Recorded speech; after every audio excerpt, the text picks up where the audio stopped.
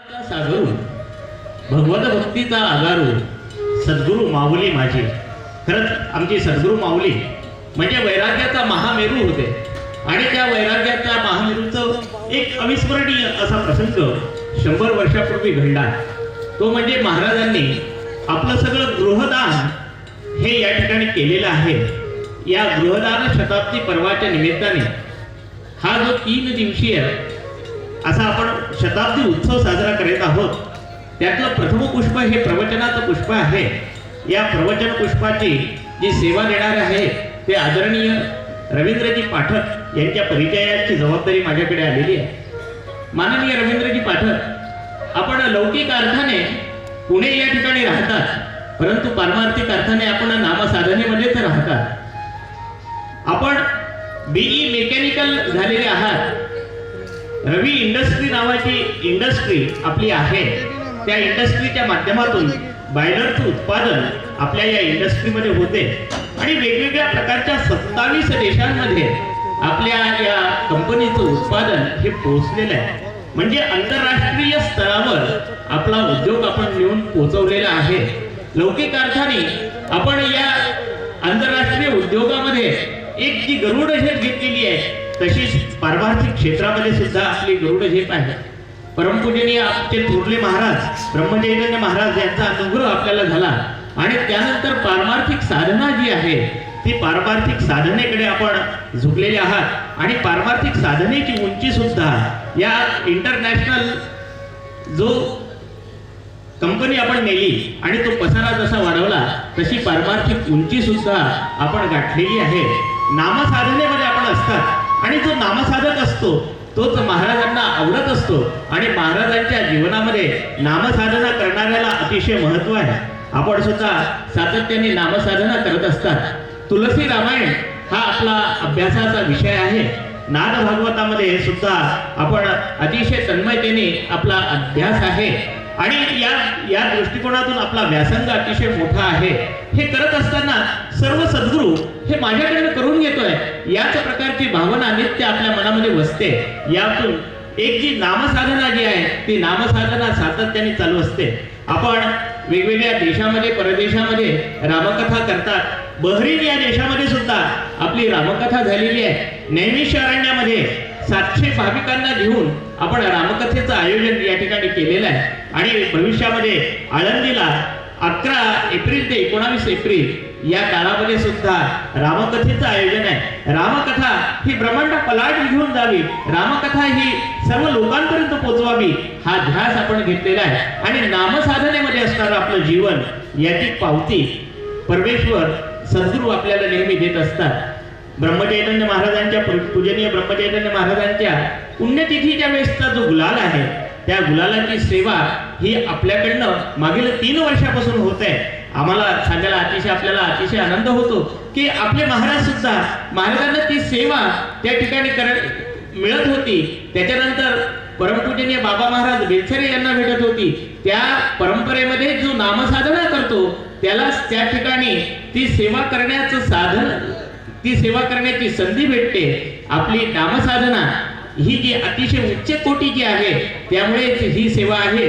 साधकाच्या जीवनातला हा आनंदाचा प्रसंग आहे. असे हे साधक की ज्यांची संत परंपरेमधल्या आपल्या ब्रह्मचैतन्य महाराजांच्या संत परंपरेवरच्या सगळ्या संतांवर प्रगाढ अशी निष्ठा आहे आणि त्यांचा व्यासंग, त्यांचा अभ्यास हा प्रचंड प्रमाणामध्ये आहे. त्यांच्या या साधनेमधून आपल्याला महाराजांच्या जीवनचरित्रामधलं जो भाग आहे तो श्रवणीय असा करण्याच्या दृष्टिकोनातून, ऐकण्याच्या दृष्टिकोनातून आहे. मी आपल्यामध्ये जास्त वेळ थांबणार नाही. खेरड्याच्या पद्धतीप्रमाणे संस्थांचे विश्वस्त आदरणीय सुरेश काका गावपांडे यांना विनंती करतो की त्यांनी रविदादांना या ठिकाणी गुलाल बुक्का लावावा आणि त्यानंतर आपल्या प्रवचन सेवेला या ठिकाणी प्रारंभ होणार. जानकी जीवन स्मरण जय जय राम. अनंत कोटी ब्रह्मांड नायक राजाधिराज सच्चिदानंद सद्गुरु श्री ब्रह्मचैतन्य रामानंद प्रल्हाद महाराज की जय. जय जय रघुवीर समर्थ. मी आदरणीय रविदादांना विनंती करतो की त्यांनी आपल्या प्रवचन सेवेला प्रारंभ या ठिकाणी करावा.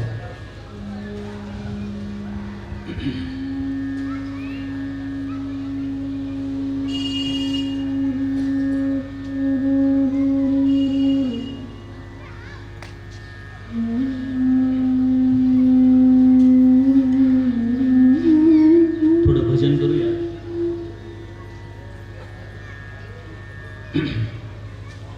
थोडं भजन करूया. फीडबॅक येत नाही मला. श्रीराम श्रीराम श्रीराम. थोडं हा इकडे हलवतो की असं समोर घेता.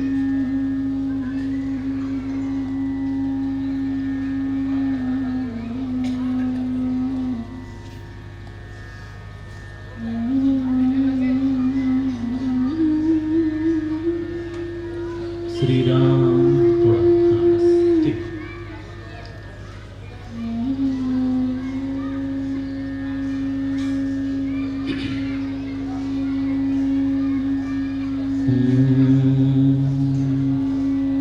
बोलो सीता राम राम बोलो राजा राम राम.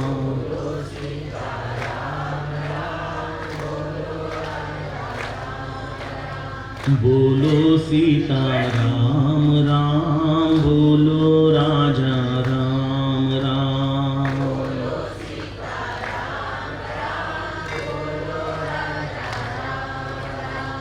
बोलो सीता राम राम बोलो राजा राम राम.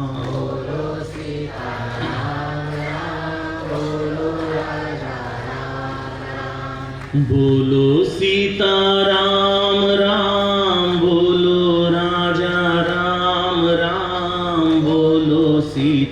बोलो सीता राम राम बोलो राजा राम राम.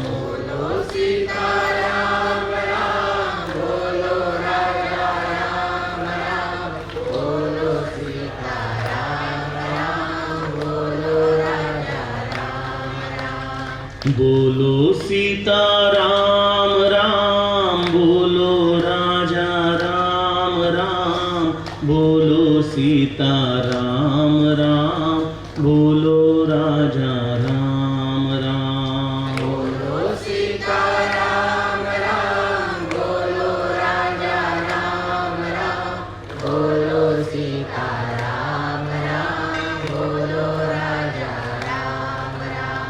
बोलो सीता राम राम बोलो राजा राम राम.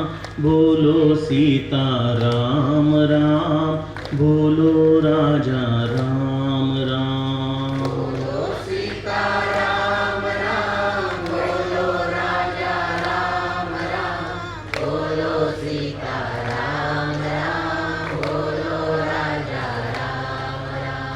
बोलो सीता राम राम बोलो राजा राम राम.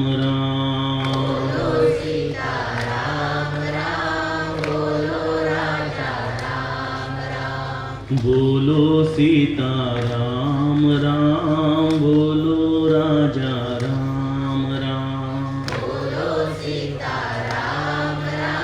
राम राम. बोलो सीता राम राम बोलो राजा राम राम.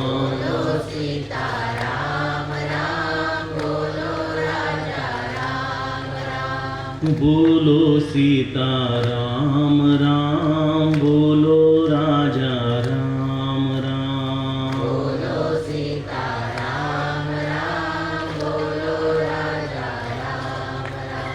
जानकी जीवन स्मरण जय जय राम.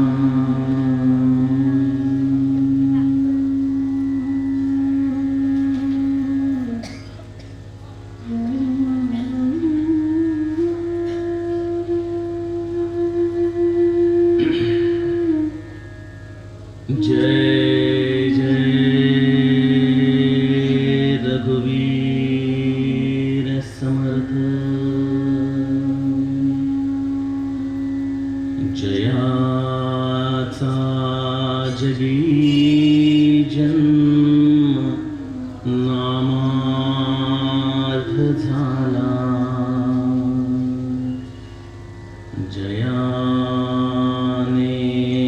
सदा वास नामात केला,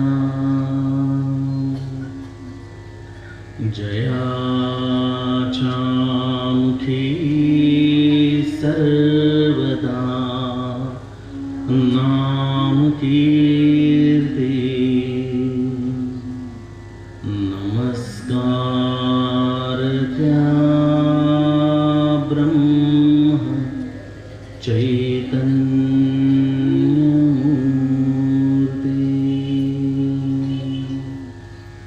सद्गुरुनाथ महाराज की जय. श्रोता वक्ता श्रीराम समर्थ. जय जय रघुवीर समर्थ.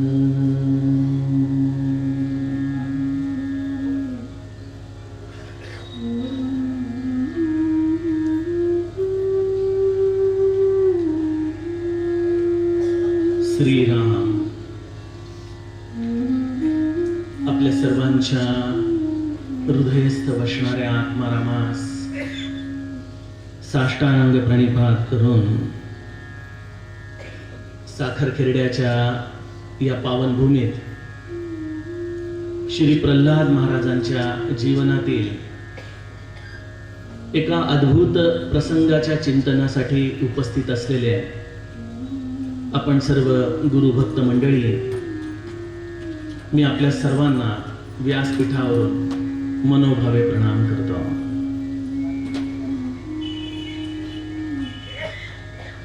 श्री महाराजांच्या जीवनातला हा उत्कट वैराग्य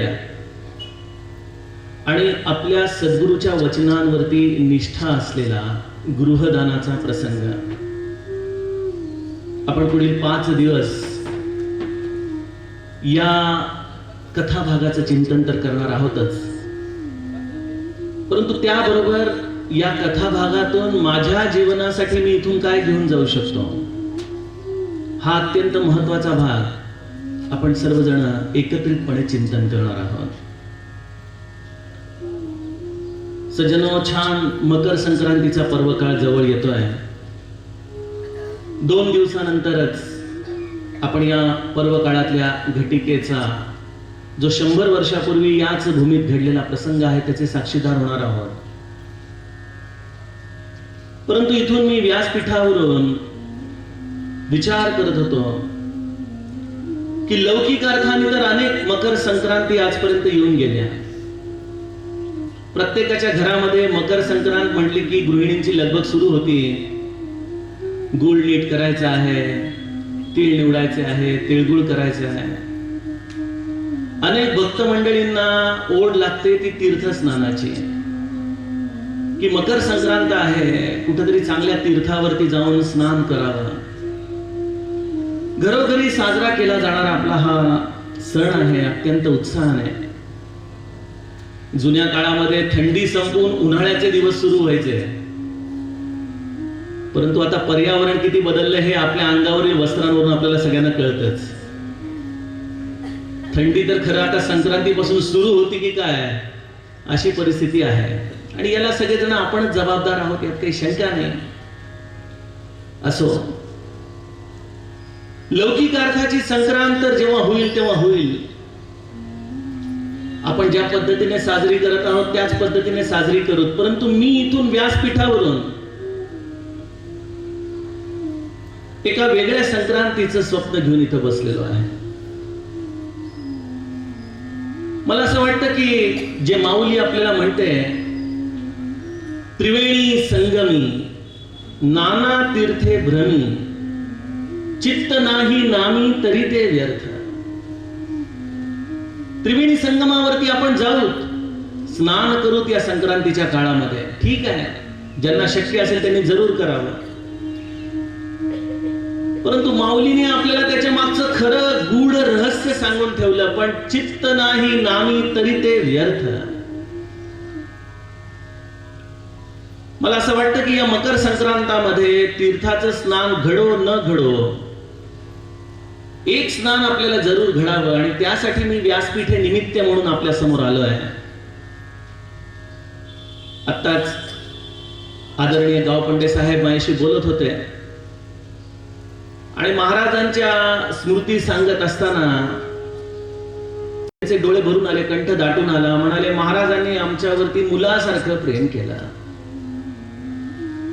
एक बाप देखील कदाचित तेवढं प्रेम करू शकणार नाही, एवढं आमच्या सद्गुरूंनी आम्हाला सांभाळलं.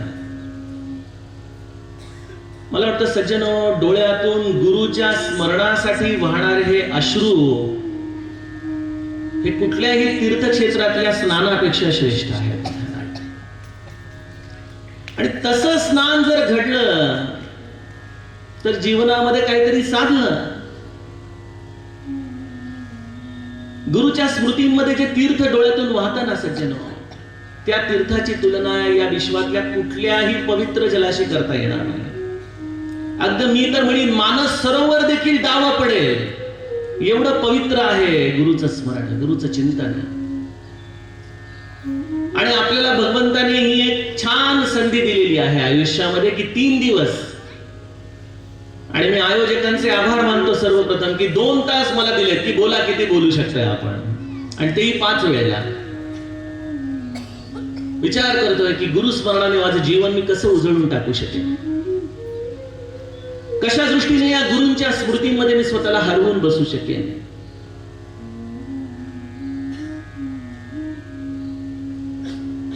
या गुरुच्या स्मृतींनी माझा कंठ जर दाटून आला, माझे जर डोळे भरून आले, तर मकर संक्रांतीतलं हे त्रिवेणी संगमावरचं स्नान मला इथं बसल्या बसल्या घडेल बरं का. आणि मग ते स्त्री असो की पुरुष, हे सगळ्यांसाठी या स्नानाची सोय आहे. तुम्ही म्हणाला, अहो स्नान झालं पण तिळगुळाचं काय, होय की नाही? तिळगुळी तेवढाच महत्वाचा आहे.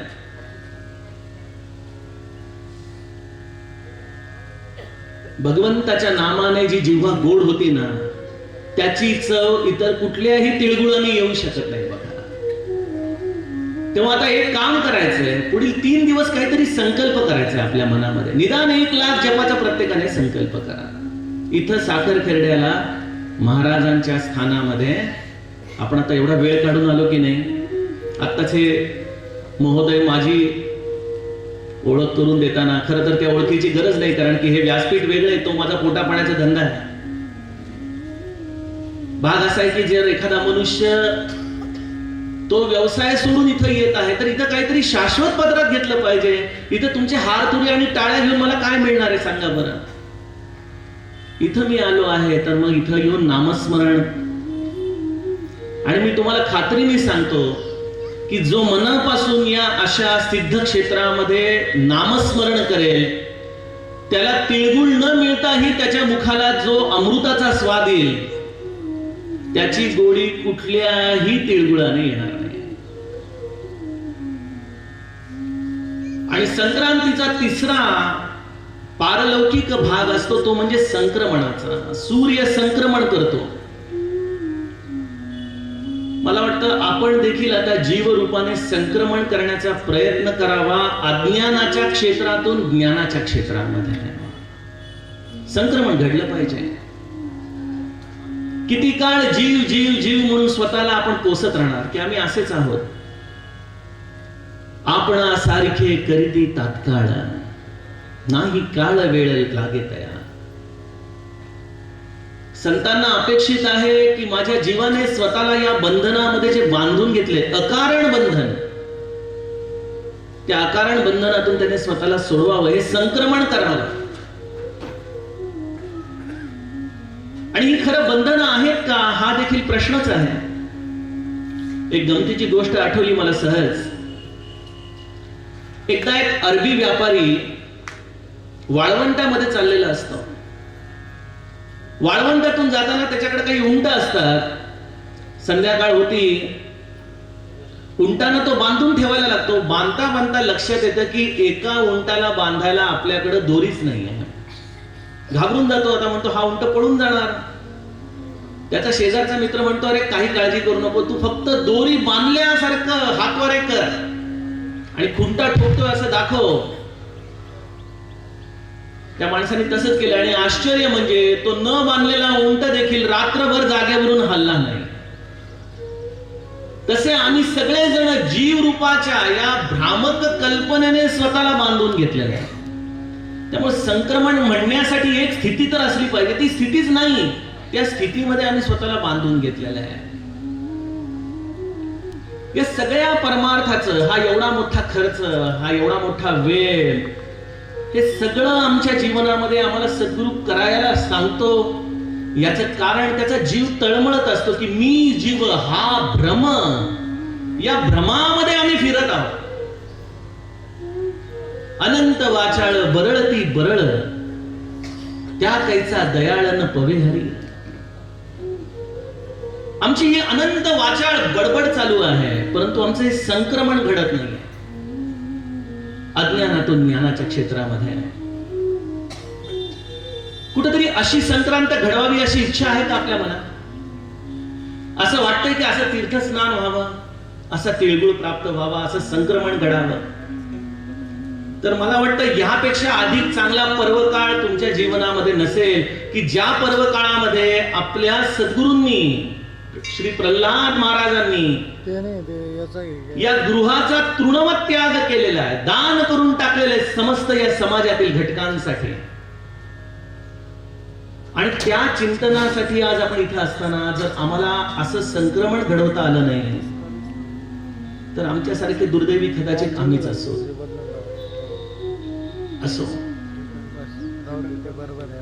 परमेश्वराची इच्छा असेल तर ते देखील आपल्या जीवनामध्ये निश्चित घडेल.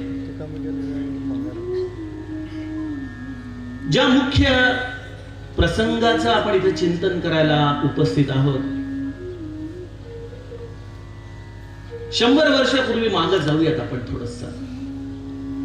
आपण सगळेजण अभ्यासक आहात, पोथीचे वाचक आहात, प्रसंग आपल्याला सर्वांना माहीत आहेच.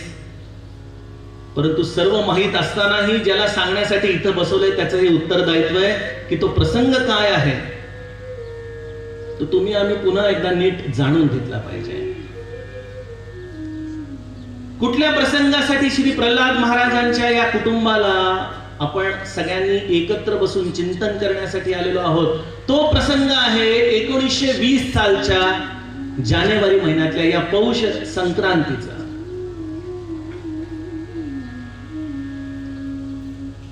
आपण जाणतात की 1918 साली श्री महाराजांच्या काळे कुटुंबियावरती या प्रारब्धाचा खूप मोठा दुर्दैवी हल्ला झाला होता. अश्विन महिन्यामध्ये अष्टमी, एकादशी, त्रयोदशी आणि पौर्णिमेच्या आदल्या दिवशी एकाच कुटुंबातल्या 4 व्यक्तींनी या इन्फ्लुएन्झाच्या साथीमध्ये देह ठेवला. आणि त्यानंतर पहिल्या वर्ष श्राद्धासाठी रामानंद महाराजांची स्वारी साखर खेरड्याला आली होती. वर्ष श्राद्ध झालं. प्रल्हाद महाराजांनी अत्यंत स्थितप्रज्ञतेने ही सर्व कार्य पूर्ण केली. दिवाळीचे दिवस आले. दिवाळीचा सण पार पडला. रामानंद महाराज ज्या ज्या घरी जायचे तिथं त्याच्या मागे सावली सारखे प्रल्हाद महाराज उभे असायचे. आणि रामानंद महाराजांच्या प्रत्येक निरूपणामध्ये जे स्वतःच मुळी वैराग्याचं रूप होते, असे रामानंद महाराज याच भूमीमध्ये, याच घरांमध्ये, वेगवेगळ्या घरांमध्ये दासबोधाचं सार प्रामुख्याने प्रत्येकाला निरूपणामधून सांगत होते. ब्रिटिशांच्या कालावधीतला तो दिवस. लोकांना स्वतःच्या अन्न, गृह या गोष्टींची विशेष आसक्ती आणि त्यामुळे देव धर्म या गोष्टींच्या विषयी मनुष्य हा त्या मानाने उदासीन होता. अशा काळामध्ये रामानंदांसारखा हा वैराग्याचा दीपस्तंभ प्रत्येकाला, ही गृहासक्ती आहे, ही मनुष्याने आपल्या प्रपंचामध्ये ठेवलेली आपल्या मुलाबाळांच्या विषयी ममत्वाची ही स्थिती, या सगळ्यांवरती रामानंद महाराज अत्यंत प्रभावीपणे प्रत्येकाला प्रबोधन करायचे. प्रबोधन तर प्रत्येकाला व्हायचं, परंतु गंमत अशी आहे की त्या प्रबोधनाचा खरा अंमल मात्र एकाच व्यक्तीवरती व्हायला सुरुवात झाला होता. आणि त्या व्यक्तीला असं मनापासून वाटत होतं की हे सगळं काही रामानंद महाराज हे आपल्यासाठीच सांगत आहे. गंमत आहे सज्जनो, सद्गुरु बोध सगळ्यांना करतो, भगवंत देखील बोध सगळ्यांना करतो, परंतु त्या बोधाने होणारे परिणाम हे प्रत्येकाला वेगवेगळे मिळतात. अगदी साधं उदाहरण द्यायचं झालं तर बघा, भगवद्गीता आपल्यापैकी सगळेच जण जाणतात की भगवंताने कुरुक्षेत्रामध्ये ती अर्जुनाला सांगितली, परंतु हे अर्धसत्य आहे. भगवंताने ही अत्यंत वेदांताचं सार असलेली गीता एकाच वेळेला 3 लोकांना सांगितली आहे. कोण आहे 3 लोक? एक आहे जो पायाशी बसलेला अर्जुन, दुसरा आहे तो दूरदृष्टीने बघणारा संजय, आणि दूरदर्शनमुळे तो देखील ऐकतोय, आणि तो त्याचं भाषांतर जसंच्या तसं करून कोणाला सांगतोय? धृतराष्ट्राला सांगतोय. म्हणजे एकाच वेळेला थेट प्रक्षेपण, जसं आता या निरूपणाचं देखील प्रक्षेपण कदाचित काही लोक घरात बसून बघत असतील, परंतु तुम्ही मंडळी जी समोर बसून बघत आहात त्यापेक्षा कदाचित कमी असा असर तिथल्या कामाच्या व्यस्ततेमुळे त्या लोकांवरती होऊ शकतो. इथं आपण सर्व प्रकारे मन एकाग्र करून केवळ श्रवणासाठी बसलेलो आहोत. त्याप्रमाणे अर्जुनाची 18व्या अध्यायानंतर काय अवस्था झाली? सर्व दृष्टीने तो शरण गेला. संजयामध्ये थोडीशी हालचाल झाली, त्याच्यामध्ये मुमुक्षत्व निर्माण झाला. पण धृतराष्ट्राची अवस्था कशी आहे? माऊली म्हणते पाण्यामध्ये बसवलेली म्हैस असते ना, त्याला किती हाकललं तरी ती बाहेर येत नाही, तसा धृतराष्ट्र शेवटचा प्रश्न भगवद्गीतेमध्ये विचारतो हाच की संजय, ते बाकी सगळं ठीक आहे, मला हे सांग, तुला काय वाटतं युद्ध कोण जिंकले? हा सगळा परमार्थ एका बाजूला आहे, पण मला तू सांग की माझी मुलं जिंकणार, किती दिवसात जिंकणार, तुला काय वाटतंय? रामानंद महाराज देखील खेरड्यातल्या प्रत्येकाला हा बोध देत आहे, परंतु त्यामध्ये खऱ्या अर्थाने अर्जुन एकच होते ज्यांनी हा बोध आपल्या अंतःकरणामध्ये साठवला. आणि अंतःकरणातला बोध चिंतनामध्ये बदलू लागला बघा. आणि कदाचित रामानंद महाराजांनी देखील आपल्या या शिष्याची तयारी ओळखली असावी की हा बोध ज्या झोळीमध्ये घेण्यासाठी जर कोणी तयार असेल तर माझा प्रल्हादच केवळ या बोधासाठी तयार आहे. वय जास्त नव्हतं, 1892चा महाराजांचा जन्म, 1918 सालची ही घटना, 1919 सालची घटना, 27-28 वर्षाचं वय. आजच्या काळातल्या 27-28 वर्षाच्या मुलाने आपल्या मनातल्या विचारांवरून महाराजांच्या भूमिकेचा विचार करावा.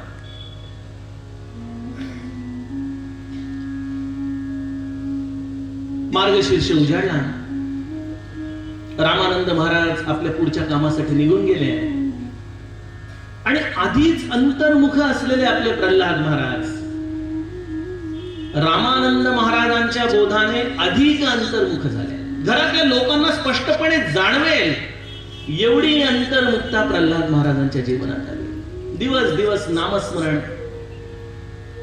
संसाराच्या गोष्टींविषयी तशीही कधीच विशेष आसक्ती नसलेले आहे, केवळ कर्तव्यापुरते काम करणारे. आपल्या पोथीमध्ये किती सुंदर उदाहरण दिलेलं आहे. माऊलीचं उदाहरण देऊन म्हटलेलं आहे, मंथुनी नवनीता तैसे जे अनंता, वाया व्यर्थ कथा सांडी मार्ग. हा मंथुनी नवनीता, हे मंथन सुरू झालेलं आहे आतमध्ये, हृदयामध्ये. प्रल्हाद महाराजांच्या सद्गुरूच्या बोधावरती मंथन. आपल्याला असं वाटतं की सद्गुरूची वचनं म्हणजे केवळ आपल्यासारख्या प्रापंचिकांच्या बोलण्यासारखं आहे असं आपल्याला वाटतं ना. परंतु ज्याला खऱ्या अर्थाने सद्गुरु वचनांचा बोध झाला त्यालाच दासबोधामधला धादांत, सिद्धांत या सर्व गोष्टी पटल्या. परवाच मी म्हणत होतो की आपल्याकडे हिवाळ्यामध्ये गृहिणी गव्हाचा चीट करतात बघा तयार. काय काय कष्ट घ्यावे लागतात तो गव्हाचं चीट करायला. गहू आणा, निवडा, भिजायला टाका, चांगले फुगल्यानंतर 2-3 दिवसानंतर त्याला दळून काढा. आता तरी मिक्सर आले, ग्राइंडर आले. जुन्या काळी मला माहित नाही काय काय पुरवावं लागायचं त्याला. मग त्यातला भुस्सा बाजूला करा, ते गाळून घ्या. गाळून झाल्यानंतर त्याला चांगलं शिजवा आणि मग ती प्रेमाने माऊली गरम गरम तो चीक एखाद दिवशी सकाळी मुलाच्या समोर ठेवायची. म्हणायची, हे बाळा हे खा, हे तुझ्या तब्येतीला खूप पौष्टिक आहे बरं. याच्या मग आईचे किती कष्ट असतात. तसे सद्गुरु सज्जन वेद, उपनिषद, भगवद्गीता, पुराण या सगळ्याचं मंथन करतात. ते मंथन चांगल्या पद्धतीने आपल्या अंगामध्ये मुरवतात. मुरवून त्याला चांगलं आचरणाने दळून काढतात बघा. दळून काढल्यानंतर विवेकाच्या गाळणीतून त्याला चांगलं शुद्ध करतात आणि मग आपल्या प्रापंचिकांना अनुकूल असं त्याचं सगळं पौष्टिक सार आपल्याला आचरणाच्या आधाराने, शब्दांच्या आधाराने समोर आणून देतात. म्हणतात, हे खा बाळा, हे खा. आणि जसा एखादा मुलगा आईची किंमत जाणत नाही आणि म्हणतो मला आवडत नाहीये, ठेव बाजूला, तसे आम्ही मंडळी बऱ्याचदा सद्गुरूच्या वचनांना देखील समजून घेत नाही ते काय बोलतायत. अहो, आमच्या महाराजांच्या म्हणजे मोठ्या महाराजांच्या वचनांच्या बाबतीत डॉक्टर कुर्तपुटी काय म्हणून गेले, जे शंकराचार्य संस्कृतामध्ये बोलले ते श्री महाराज प्राकृतामध्ये बोलले. किती जणांना कळालं? नाही कळू शकलं. रामानंद महाराजांचं देखील बोलणं लोकांना वाटलं की अरे हे संत आहेत, यांचा काही स्वतःचा प्रपंच नाही, अंगाला राख पासून एक लंगोटीवरती फिरणारे, यांना काय जातंय म्हणाला की प्रपंच कसा आहे, गृहत्याग काय आहे, मुलाबाळांची आसक्ती आहे, याची किंमत कुठे आहे यांना. आम्ही मोठे सोयीचं अध्यात्म करणारी मंडळी आहोत. एखादा असा वैराग्यशील संत आला तर म्हणतो याला कुठे संतपणाच्या आमच्या वेदना माहिती आहेत. वांजोट्याला काय कळतं? मुलं बाळांवरती ममत्व न ठेवणं सांगणं सोपं आहे. अहो, ज्याने गर्भाच्या वेदना घेतलेल्या आहेत, मुलं बाळांना मोठं करण्यासाठी यातना घेतल्या आहेत, त्याला कळतं या सगळ्या गोष्टी. आणि एखादा प्रापंचिक संत आला तर म्हणतो बघितलं यांना आधी कसे होते, आता काही सांगायची गरज नाही. म्हणजे आम्ही मंडळी ना यांना स्वीकारतो ना त्यांना स्वीकारतो. हा, आम्ही एका संतांना मात्र जरूर स्वीकारतो जो काहीतरी चमत्कार करतो, काहीतरी हातातून लॉकेट काढेल, राख काढून देईल, वा वा वा वा. यांच्यासारखे संत आम्ही बघितले नाही. परंतु जो आतल्या अज्ञानाची राख करून आम्हाला ज्ञान सुरू दाखवेल अशा संतांना मात्र आम्ही कधी ओळखत नाही बघा. पण प्रल्हाद महाराजांनी आपल्या जीवनामध्ये तो बोध आतमध्ये घट्ट साठवला. 1.5 महिन्याचा काळ निघून गेला आणि या संक्रांतीचा सकाळ उजाडलेली. कदाचित त्या दिवशी प्रल्हाद महाराजांच्या घरामध्ये देखील गुळपोळ्या, प्रल्हाद महाराजांच्या घरामध्ये देखील वेगवेगळ्या प्रकारचे पदार्थ करण्याची तयारी चालली असेल. परंतु प्रल्हाद महाराजांच्या मात्र मनामध्ये त्या दिवशी पहाटे कदाचित मानस पूजेमध्ये शिक्कामोर्तब झाला असेल की हाच तो दिवस आहे. बस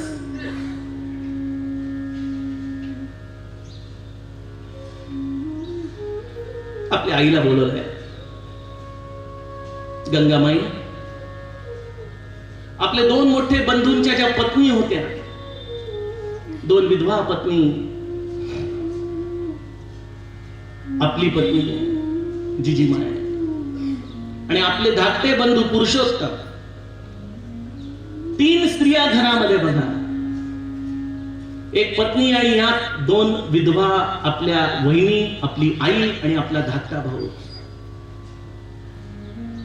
कधी कधी या प्रसंगाचं चिंतन करत असताना मला प्रल्हाद महाराजांची तुलना रामायणातल्या शत्रुघ्नाशी करावीशी वाटते. रामायणामधला शत्रुघ्न डोळ्यासमोर आणा. अत्यंत मौन असं व्यक्तित्व आहे शत्रुघ्न. पूर्ण रामायणामध्ये कुठल्याही रामायणामध्ये बोललेले नाही शत्रुघ्न. राम सीता वनामध्ये आहेत, लक्ष्मण त्यांच्या सेवेमध्ये आहे. भरत पादुका घेऊन परत आला, पण भरत म्हणतो मी अयोध्येमध्ये राहणार नाही. भरत अयोध्येच्या बाहेर खड्डा खणून, जसे राम ज्या कष्टांना सहन करतायत त्याच कष्टांमध्ये भरत, आणि शत्रुघ्न मात्र एकटा राजमहालामध्ये. आणि राजमहालामध्ये एकटा शत्रुघ्न, आणि स्त्रिया किती आहेत? कौसल्या, सुमित्रा, कैकेयी, तीन राण्या. उर्मिला, मांडवीजी, श्रुतकीर्तीजी, आपल्या तीन भावांच्या तीन पत्न्या. अशा 6 स्त्रिया, आणि एक दुःखी स्त्री देखील घरामध्ये असेल तर काय घराची अवस्था असते आपण बघतो.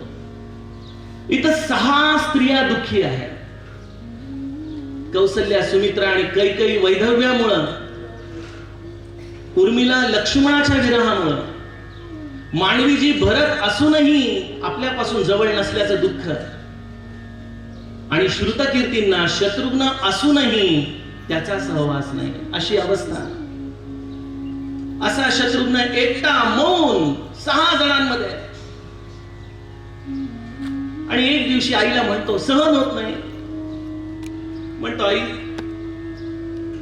मी काय करू ग, मी पण जाऊ का भरतासारखा? मला नाही सहन होत इथं अयोध्येमध्ये एकटं राहणं.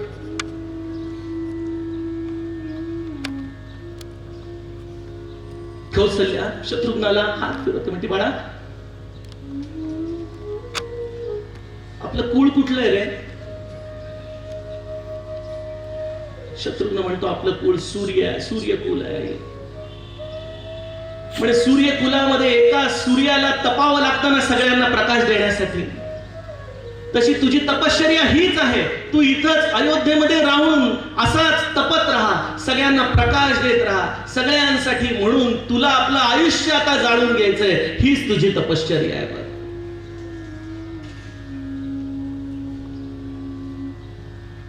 प्रल्हाद महाराजांच्या जीवनामध्ये देखील हा घडलेला प्रसंग आपण विस्तारपूर्वक चिंतन करणारच आहोत. परंतु विचार करा की घरामध्ये ज्यांच्यावरती अत्यंत प्रेम केलं, जे खऱ्या अर्थाने राम होते या काळ्या घराण्याचे, असे बाबाजी,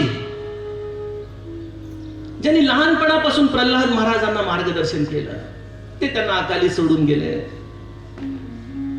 गोपाळजी देखील सोडून गेलेले आहेत. घरामध्ये आजपर्यंत विशेष जबाबदारी पडली नव्हती, परंतु सगळी जबाबदारी काळ्या घराण्याची. आणि काही पसारा कमी नव्हता, प्रचंड पसारा. हा सगळा पसारा सांभाळायचा. घरामध्ये व्यथित अंतःकरणाने असलेल्या 2 वहिनी, आपली आई, आणि पत्नीच्या विषयी तर काय सांगायचं. म्हटलं तर पत्नी, म्हटलं तर गुरु भगिनी, असं हे विलक्षण असं सगळं घराणं. आणि तो संक्रांतीचा दिवस उजाडला. प्रल्हाद महाराजांनी आपल्या आईला बोलवून घेतलं, घरातल्या सगळ्यांना बोलवून घेतलं, आणि आपल्या मनातला संकल्प त्यांच्या समोर ठेवला की जो सद्गुरूंनी दिलेला बोध आहे तो जर आचरणात आपण आणला नाही तर आपण खऱ्या अर्थाने सद्गुरुनिष्ठ नाही. हा आपल्या परमार्थातला व्यभिचार ठरेल जर आपण आपल्या सद्गुरूंना अपेक्षित असलेला परमार्थ करू शकलो नाही तर. गंगामाई म्हणते, प्रल्हादा नेमकं काय आहे तुझ्या मनात बाळा? आणि यावरती महाराज आपल्याला खऱ्या अर्थाने रामाच्या आधारावरती जर जीवन जगायचं असेल, जर या परमार्थामध्ये आपल्याला त्या अंतिम टप्प्याचं दर्शन घ्यायचं असेल, तर आपल्याला या असलेल्या गृहासक्तीचा त्याग केला पाहिजे. आपल्याला जो हा पैशाचा आधार वाटत आहे त्याचा त्याग केला पाहिजे.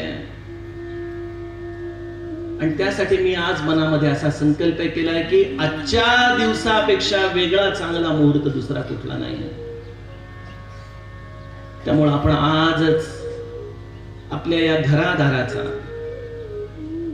पैशा अडक्याचा, गाद्या गिरद्यांचा, मालमत्तेचा, संपत्तीचा, शेताचा, धान्याचा, जे जे काही म्हणून आपल्या घरामध्ये आहे या सगळ्याचा दान रूपाने त्याग करून आपलं हे जीवन रामाच्या आधारावरती जगण्यासाठी म्हणून आपण सगळ्यांनी घरातून बाहेर पडायचं आहे.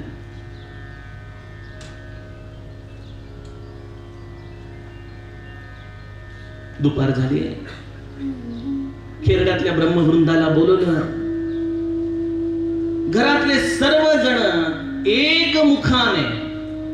एकमुखाने महाराजांच्या या निर्णयामध्ये सहभागी आहेत. हे न भूतो न भविष्यती असं या खेरड्यामध्ये घडलेल्या प्रसंगाचं घरातली एकही व्यक्ती प्रल्हाद महाराजांना कुठल्याही प्रकारे प्रपंचाचा बोध देऊन थांबवण्याच्या प्रयत्नात नाही. ब्रह्मवृंद आलाय. काळे घराण्याचे अनेक हितचिंतक होते खेरड्यामध्ये. सगळेजण म्हणाले, अहो महाराज, आपण हे करता आहात ठीक आहे, परमार्थ त्याच्या पद्धतीने करावा, परंतु अहो आपल्यावरती एवढी जबाबदारी आहे. आपण अशा जबाबदारीच्या काळामध्ये आपण हे सगळं घरदार सोडून जात आहात. महाराज कोणालाही कुठलंही उत्तर देण्यापेक्षा मौनामध्ये राम नाम घेत थांबलेले. म्हणतात, आमचा आधार सगळा रामावरती आहे. आता जे राम ठरवेल, राम जसं ठेवेल त्या पद्धतीने आम्ही राहू. आणि बघता बघता या घरावरती तुळशी पत्र ठेवून राम नामाचा जय जयकार करत समस्त कुटुंबीय अंगावरील वस्त्रानिशी बाहेर पडलेले आहेत. बघायला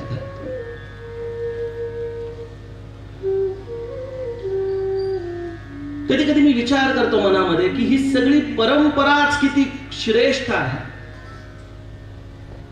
जसं आपण म्हणतो ना की का नाही हा मुलगा चांगलं गायन करणार, याचे वडील इतके उत्तम गायक होते. आपण बघतो समाजामध्ये. आपण म्हणतो की का नाही हा मुलगा एवढं सुंदर चित्र काढणार, याच्या घराण्यातच चित्रकला आहे. प्रल्हाद महाराजांच्या गुरु घराण्याचा देखील विचार केला पाहिजे की यामध्ये एका क्षणामध्ये हा निर्णय घेतला गेलेला आहे. एका दिवसामध्ये एवढा मोठा निर्णय. पण त्याची सुरुवात जर बघायला गेली तर मोठ्या महाराजांच्या चरित्रामधला प्रसंग माझ्या डोळ्यासमोर येतो. महाराज जेव्हा गुरु शोधार्थ घरातून बाहेर पडले तेव्हा अंगावरती लंगोटी आणि लहानपणी आईने प्रेमाने कानामध्ये घातलेली भिगबाळी होती एक सोन्याची. छोटसा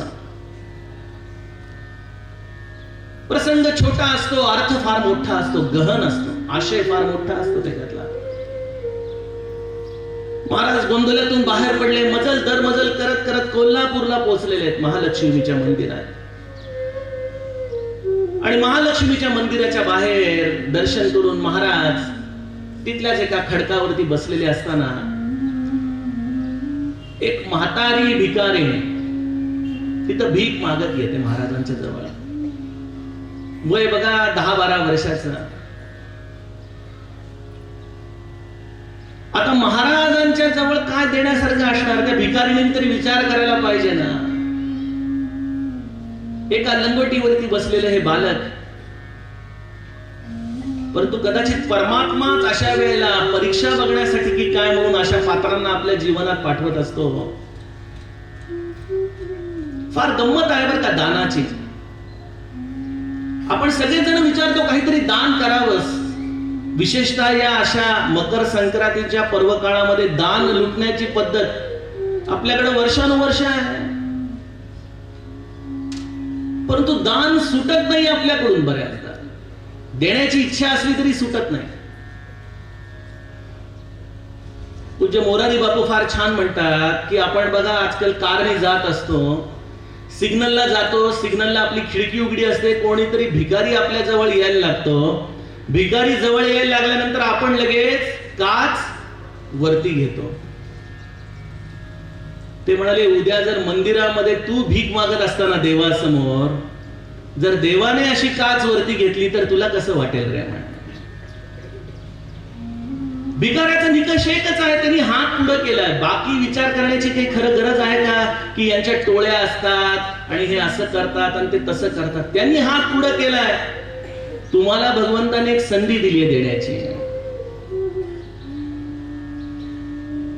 आमच्या पुण्याला फार गमतीदार लोक असतात बरं का. कालच एक फार छान जोक वाचण्यात आला. एकदा एक भिकारी म्हणतो, अहो साहेब 5 रुपये द्यावं, फार थंडी पडली आहे, चहा प्यायचा आहे मला, चहा प्यायचा आहे. हा पुणेकर माणूस म्हणतो, अरे द्यायला काही हरकत नाही, पण 100ची नोट आहे रे माझ्याकडं, तुझ्याकडे 95 रुपये सुट्टे आहेत का. हो म्हणे आहे ना. आहेत ना, मग पहिले ते खर्च कर म्हणाले, मग माझ्याकडून 5 रुपये घ्या. म्हणजे स्वतः तर काही दान द्यायचं नाही आणि दुसऱ्याला मात्र मोफत उपदेश देण्यामध्ये सगळ्यात जर पुणेकर असतील तर आमचे पुणेकर मंडळी. पुण्यामध्ये बोलता येत नाही म्हणून इथं बोलून घ्यायचं.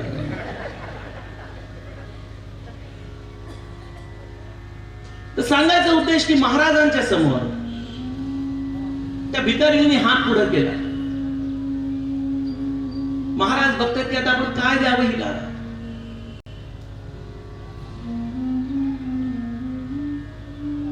काही नसे त्याचे घरी, पण कुबेर लोळे दारी. स्वतः लंगोटीवरती राहतील,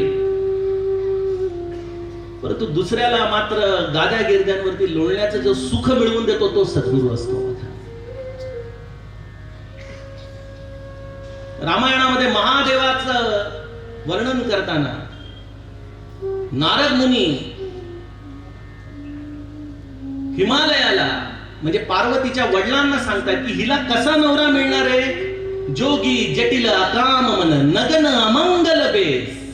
तो जोगी असेल, जटिल असेल, अकाम असेल, अमंगल वेश धारण करणार असेल, नग्न असेल. आजच्या काळात कुठल्या मुलीच्या वडिलांना जर जावयाबद्दल असं वर्णन करून दिलं तर काय अवस्था होईल त्याची. पण नारदांनी जे महादेवाचं वर्णन सांगितलं त्या वर्णनामध्ये देखील खूप गुढार्थ येतो. जोगी, जोगी म्हणजे योगी, जो भगवंताशी योग घडवून आणेल, संयोग घडवून आणेल, असा तो योगी आहे. तो जटिल आहे म्हणजे त्याच्या जटा आहेत मान्य आहे, पण तो जीवनातल्या जटिल मधल्या जटिल प्रश्नांचं समाधान मिळवून देईल, तो असा जटिल आहे. तो अकाम आहे, त्याला स्वतःसाठी काहीच नको आहे, पण दुसऱ्यासाठी काहीही करण्याची त्याची तयारी आहे. नग्न आहे. नग्न याचा अर्थ केवळ देहाने नग्न नाही, तर जो नेहमी सत्याला सन्मुख असतो तो नग्न. सत्य हे नेहमी नग्न असतं बघा सज्जनो. आम्ही सर्व मंडळी सत्यावरती बुरखे घालून बोलत असतो, सत्यावरती मुलामा करून आम्ही बोलत असतो. सत्य सन्मुख होण्याची आमची तयारी नसते. महादेव सत्य आहे, तो अकाम आहे, तो अमंगल वेशामधला जरी असला तरी तो राजा आहे, तो ब्रह्मांडाचा स्वामी आहे, असं नारद मुनींनी महादेवाचं वर्णन हिमालयाला सांगितलं. महाराज देखील तसेच बसलेत कोल्हापूरच्या मंदिराच्या बाहेर. एक लंगोटी, पूर्ण अंग उघड, भिकारीणी भीक मागतीये आणि महाराज तिच्याकडे बघतायत. आणि एका क्षणामध्ये कानाजवळ हात जातोय की आपल्याकडे आत्ता देण्यासारखं काय आहे? एक सोन्याची भिकबाळी आहे. आता मला सांगा, तुम्हाला भिकबाळी द्यायची आहे, काय कराल तुम्ही? माझ्या माता भगिनींना विचारतो, कानातलं काढून द्यायचंय, काय करता तुम्ही? ती फिरकी धरता, आता मला तर माहित नाही काय असतं, पण तरी तो स्क्रू मागचा काढता आणि ते व्यवस्थित काढून ठेवता की नाही? पण आपल्या मनाची बुद्धी अशी आहे ना, की जर मला हे असं काढून द्यायला सांगितलं आणि मी जर असा स्क्रू काढत असेल तर तेवढ्यात माझी बुद्धी मला सांगू लागेल, अरे बाबा काय करतोय, एवढाच एक आधार राहिलाय आता आणि तोही देऊन टाकतोस, अरे वेडा आहेस का? सज्जनो, रामाच्या मध्ये एवढा जरी आपण आधार या लौकिक गोष्टींचा ठेवला ना, तरी देखील अजूनही रामाची प्राप्ती नाही बरं का. ते पूज्य बाबा मदर टेरेसाची गोष्ट सांगायचे. ही कलकत्तावाली नाही, युरोप मधली मदर टेरेसा, जी भगवंताच्या शोधासाठी घरातून निघाली आणि जाताना तिने $1 किंवा त्यावेळेची जी काही त्यांची करन्सी असेल ती आपल्या पिशवीमध्ये ठेवली आणि तिला शेवटपर्यंत काहीतरी आपल्यामध्ये चुभत असल्यासारखं वाटत होतं की आपण कुठेतरी अडकलोय. आणि जेव्हा तिने तो शेवटचा रुपया काढून फेकला त्यावेळेला ती पूर्णत्वाला गेली.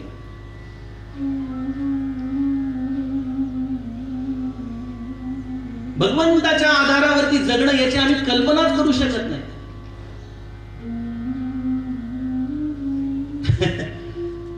एकदा एका मनुष्याला रेल्वेमध्ये दुसरा सहकारी भेटतो. तो काहीतरी गप्पा टप्पा चालू होता तिकडच्या. तो मनुष्य त्याला म्हणतो, अहो आजच्या काळात चोऱ्या फार वाढल्या, तो रेल्वेमध्ये पाकिटमारी फार वाढली आहे. तो म्हणाला, बरोबर आहे, म्हणून मी नेहमी ना 2 तिकीट काढतो म्हणे रेल्वेची. एक खालच्या पाकिटात ठेवतो, एक वरच्या पाकिटात ठेवतो, जेणेकरून जर खालचा खिसा मारला तरी टीसी आला तरी माझ्याकडं वरचं तिकीट शाबूत असतं म्हणे नेहमी. तो मनुष्य म्हणतो, फार तुम्ही स्वतःला सावधानतेने सांभाळता बाबा, मला आवडलं. पण शंकांना ऊत असतो ना मनुष्याला. तो विचारतो, अहो पण असा विचार करा, होणार नाही, पण जर दुसरंही तिकीट हरवलं तर काय करायचं? तर यावरती तो म्हणतो, माझा मासिक पास कधी उपयोगाला येईल मग म्हणे मला. म्हणजे खिशामध्ये महिन्याचा पास आहे, एक तिकीट आहे, वरच्या खिशात दुसरं तिकीट आहे, आणि मग आम्ही म्हणतो आम्ही फार रामाच्या भरोश्यावरती जगणारी लोक आहोत, निर्धास्त आहोत. बँकेमध्ये एफडी आहे, ही बँक बुडाली तर दुसऱ्या बँकेत ठेवलेत, तिकडं सिनियर सिटीजनचा 1% जास्त घेतलेला आहे. या सगळ्या आधारांवरती राहून आम्ही रामनाम घेऊन रामाची प्राप्ती करायला निघालेलो आहोत. काळजी करू नका, मी तुमच्याकडून कोणाला एफडी दान करायला लावणार नाही, गृहदान करायला लावणार नाही, आणि आपण करूही शकत नाही. पण निदान समजून तर घेऊ की रामाच्या प्राप्तीसाठी आतमध्ये काय अवस्था असली पाहिजे. महाराजांनी त्या भिकारीकडे बघितलं, हात कानाजवळ गेलाय भिकबाळीकडे, आणि ती भिकबाळी काढताना देखील मनाने कुठलाही विकल्प करू नये म्हणून झट दिशेने कानातून ती भिकबाळी काढली आणि देऊन टाकली आहे. कानामधून रक्ताची धार लागलेली आहे. आजही माझ्या महाराजांचा फोटो नीट बघा, कान फाटलेला दिसतो बघा स्वामींचा.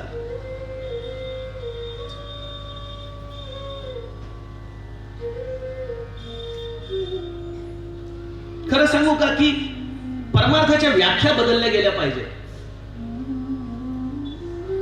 आम्हाला असं वाटतं की परमार्थ हा मिळवण्याचा प्रांत आहे, हा सगळा समर्पणाचा प्रांत आहे. समर्पण समर्पण समर्पण समर्पण. पुण्य देखील वाटून टाकावं लागतं इथं, नाहीतर ते पुण्य देखील अहंकाराचं कारण होईल. तुमचं लक्षात ठेवा, माझा 3.5 कोटी जप झालाय, 2दा झालाय, 3दा झालाय. हे संत आपल्याला या कृतीमधून काय शिकवतात, हे तत्व काय शिकवत हे समजून घ्या, त्याच्या मागची भूमिका समजून घ्या. तुम्ही संत वागतात तसं वागण्याचा प्रयत्न करू नका, संत सांगतात त्याप्रमाणे वागण्याचा प्रयत्न करा.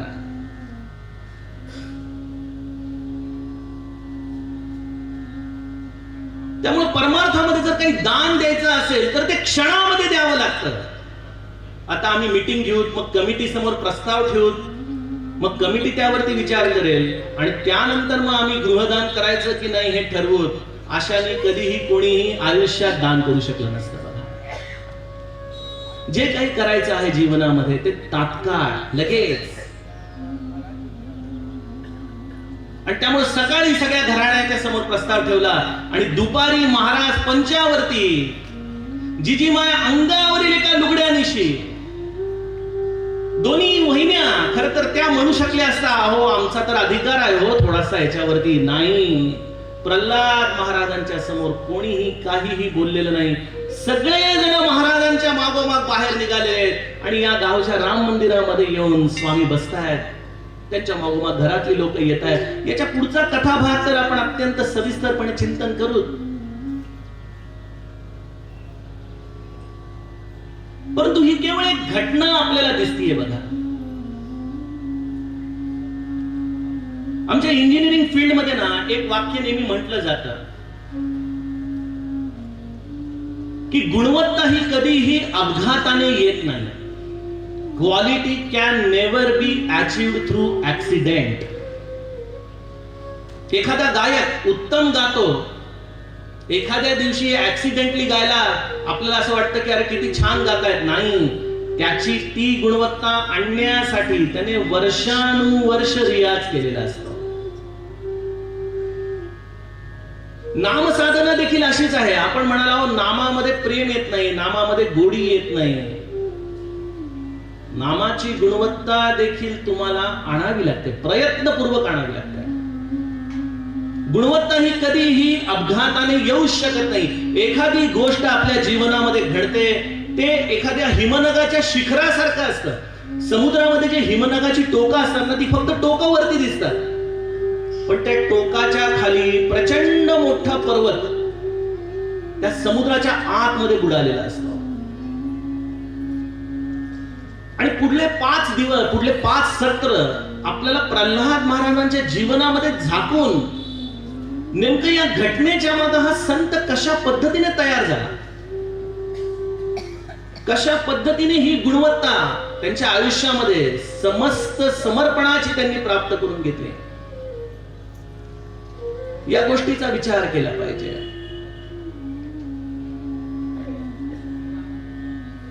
पोथीमध्ये म्हटलंय की ही एकमेव द्वितीय घटना आहे, अद्वितीय अशी घटना आहे. याच्यासारखी घटना, याच्यासारखं आपल्याला दुसरं कुठलंही रूपक या आजच्या समाज जीवनामध्ये दिसणार नाही. या गृहदानाच्या का त्याला अद्वितीय म्हटलंय, का त्याला अतुलनीय म्हटलंय, ह्याचा देखील थोडासा विचार केला पाहिजे सज्जनो.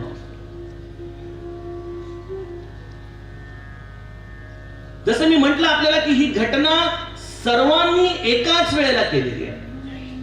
एका व्यक्तीने गृहत्याग करण्याच्या तर अनेक घटना आहेत, गृहदान करण्याच्या अनेक घटना आहेत, परंतु सर्वांनी एकाच वेळेला करण्याची घटना ही इतिहासामध्ये शोधली तर सापडत नाही.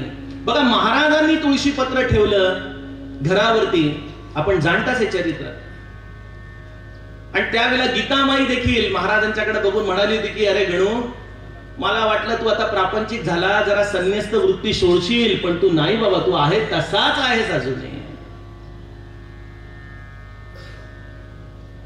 आमच्या पुण्याला माझी जिथं फॅक्टरी आहे त्याच्या जवळच आमचं तुकाराम महाराजांचं देहू गाव आहे.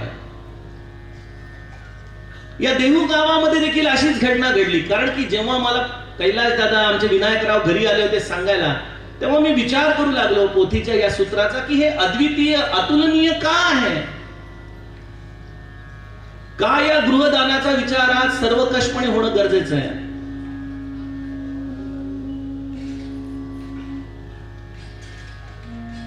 देहूला तुकाराम महाराजांच्या आयुष्यामध्ये देखील असाच प्रसंग घडला होता. तुकाराम महाराजांची जी दुसरी पत्नी होती आवली, ती पुण्यामधली श्रीमंतांची मुलगी बरं का. तुकाराम महाराजांच्या पहिल्या पत्नीला थोडासा क्षयाचा त्रास होता, म्हणून वडिलांनी हे दुसरं लग्न करून दिलेलं. आणि ही आवली तशी गृहासक्त, घरामध्ये तिथला प्रचंड प्रेम, घरामध्ये काही नव्हतं, पण तरी जे काही दगड धोंडे, फाटकं लुगडं मुलाबाळांसाठी ज्या काही तिने थोड्याफार वस्तू ठेवल्या होत्या, यामध्ये तिचं विशेष प्रेम, आणि त्याही मध्ये जास्त प्रेम म्हशीवरती आपल्या घरात दारासमोर बांधलेल्या. एक दिवशी तुकाराम महाराजांना हिने सुनावलं की आता त्या भंडारा डोंगरावरती तुम्ही जायचं नाही, घरामध्ये बसायचं, जे काय करायचं ते. आणि गंमत अशी आहे की तुकाराम महाराजांनी आपली वीणा काढली आणि राम कृष्ण हरी, राम कृष्ण हरी, राम कृष्ण हरी सुरू झालं. बघता बघता गावाच्या लोकांनी तुकाराम महाराजांना शोधत शोधत शोधत तुकाराम महाराज ज्या ओसरीवरती रामकृष्ण हरी म्हणत बसले होते, सगळं पटांगण भरून गेलं बघा. सगळेजण रामकृष्ण हरी, रामकृष्ण हरी चालू झालं. संत हे खडी साखरे सारखे असतात ना, बसले की मुंगळ्यासारखी लोक येतात धावत. थोड्या वेळाने आवली कुठून तरी बाहेरून आली आणि बाहेरून येऊन बघती की ही लोक सगळी रामकृष्ण हरी करत टाळ बडवत बसलेले आहेत. तिचं जे डोकं फिरलं, सगळ्यांना धरून धरून तिने हाकलायला सुरुवात केली, बाहेर वा, चालते वा, आधी इथं बसू नका, माझा नवरा एक वेडा आणि तुम्ही पण त्याच्याबरोबर वेडे होता, त्यालाही वेडं करून टाकता, बाहेर वा सगळे जण. तुकाराम महाराज म्हणाले, अगं आवली, अगं असं काय केलंस, लोकांना का हाकलं? अहो काय, अगं ते पांडुरंग होते, असं नाही. अहो कसले पांडुरंग म्हणे, तुमचा वेळ घालवायला येतात. तुकाराम महाराजांना वाटलं की हीच वेळ आहे योग्य, तिला बोध दिला पाहिजे. जसं प्रल्हाद महाराजांनी आपल्या घरच्यांना सांगितलं ना की हे सगळं घर रामाचं आहे, आपण त्यांना देऊन टाकूयात. सगळ्यांना हा बोधच दिला होता. साधू बोध झाला नुरोनी आठेला, ठाईच संपला. ज्याला कापराची वाती सारखं उदाहरण दिले माऊलीने, तसं यांना हा बोध दिला. त्यांच्या मनातले विकल्प गेले. मला वाटत नाही, विनायकराव जर काही चुकत असेल तर सांगा, घरातल्या कोणीतरी या गोष्टीला विरोध केला होता का? कुठेतरी या गोष्टीवरती नंतर चर्चा झाली का नातेवाईकांमध्ये? एका क्षणामध्ये त्या संतांच्या वचनांचा बोध असा झाला की घरामधले सगळे विकल्प क्षणामध्ये नाहीसे झाले. आणि इथं तुकाराम महाराज आवलीला देखील बोध देतात. आवली, मला सांग बरं, आपल्या गावाचं नाव काय आहे? आवली म्हणाली, अहो त्यात काय, देहू आहे आपल्या गावाचं नाव. देहू म्हणजे काय ते मला काही कळत नाही म्हणे. अगं देहू म्हणजे हा देह, या देहामध्ये राहणारा ईश्वर. आणि मला सांग की गावामध्ये राहतो, जमीन असेल तर काय करावं लागतं? म्हणजे सारा भरावा लागतो. मग सारा कोण भरणार? या देहाचा सारा काय? या देहाचा सारा रामकृष्ण हरी म्हणे. मग तो रामकृष्ण हरीचा सारा जर भरला नाही तर मालक देहाला सट्टे नाही का देणार? मग आपण नको का करायला रामकृष्ण हरीचा जप? आवली थोडी शांत झाली, म्हणाली काहीतरी आज बरोबर सांगतायत मला. तुकाराम महाराज म्हणाले, ऐक, अगं या देहाचं ममत्व ठेवू नकोस. मी तर म्हणतो या गृहाचं देखील ममत्व ठेवू नकोस. एक काम कर, चल आपण हे गृहदान करून टाकू, ज्यांना जे पाहिजे ते घेऊन जा म्हणा घरातून. आवली म्हणाली, अहो घरात आहे काय मुळी? अगं जे तुझ्याकडे आहे ते सगळं देऊन टाक म्हणाले. आवली त्या दिवशी न जाणे तुकाराम महाराजांच्या बोधामध्ये रंगून गेली. तुकाराम महाराजांनी लोकांना बोलवलं, या या या, आमच्या घरामधलं जे काही आहे ना ते सगळं घेऊन जा बरं, तुम्ही सगळं घेऊन जा. लोकही एवढी हुशार, तुकारामांच्याकडे काय असणार? जे काही होतं, एकाने पहिले म्हैस घेतली, आवलीच्या समोरून म्हैस नेऊन जायला लागले. एक लुगडं होतं ते देखील नेलं. एकाने तर सगळ्यात उंची गाठली, चुलीमध्ये जळकी राख पडली होती, ती राख देखील भरून घेतली. म्हणाले येईल उपयोगाला भांडी घासायला, राहू दे. लोक देखील मजेदार असतात बरं का. गृहदान संत करतो आणि लुटायला सांगितल्यानंतर सगळ्यात पहिले लुटायला आमच्यासारखी लोक आत घुसतात बघा. खरं तर संताला जे लुटायचं ते आम्ही कधीच लुटत नाही, आणि संत जे खरं वमनासारखं टाकून जातो ते वमन मात्र आम्ही लुटायला जातो. काय आमच्या लोकांची अवस्था.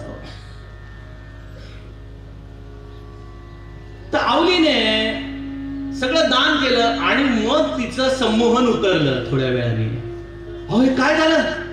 आपलं घर, अगं दिलं की तूच म्हणालीस ना. अहो काय लोकांना दिलं? म्हणे हा काळ्या ना मला कुठला ठेवणार नाही, काय माझ्या डोक्याची भवती भिडून टाकली त्यांनी. थांब रे म्हणे, तुला सोडतेच नाही आता. असं म्हणून तावाने तिने पदर खोचला आणि विठ्ठलाच्या मंदिरामध्ये गेली. अरे तू काय केलंस? माझं होतं नव्हतं ते देखील तू द्यायला लावलंस लोकांना. आता म्हणे मी तुला सोडणार नाही. आज त्या आवलीने इतक्या वेळा तुकारामाला जिवंत केला, पांडुरंगाला जिवंत केलं असेल, तितक्या वेळा संतांनी देखील पांडुरंगाला जिवंत केलेलं नाही. तुम्ही आमच्या भंडारा डोंगरावरती या, तिथं फार सुंदर मूर्ती आहे. आवली डोक्यावरती, दुपारची वेळ, 1-2 भाकऱ्या, मीठ, थोडस पाणी डोक्यावरती घेऊन जायची. अरे तू क्या, अरे कुठे रे बाबा तू? अरे माझ्या पोटात अन्नाचा कण नाही, माझ्यावर तरी दया कर. अरे कुठे आहेस तू, कुठे आहेस? आणि आमचे तुकाराम महाराज, वृक्षवल्ली आम्हा सोयरी वनचरी, रामकृष्ण हरी रामकृष्ण हरी रामकृष्ण हरी. आणि जाताना दुपारची वैशाखाची वेळ आणि बाबळीचा एवढा मोठा काटा पायातून आर पार गेलेला आहे तिच्या. आणि कळवळून, अरे काळ्या, अरे काय केलंस रे तू हे? असं म्हणून ती आवली जोरात ओरडतीये आणि माझा पांडुरंग पंढरपूरवरून हात सोडून धावत येतोय. अगं आवले, अगं थांब थांब थांब, मी करतो. आणि आवलीचा पाय हातामध्ये घेऊन हा पुरुषोत्तम, या विश्वाचा स्वामी, आवलीच्या पायातून, आपल्या भक्ताच्या स्वामिनीच्या पायातून काटा काढतोय स्वतः.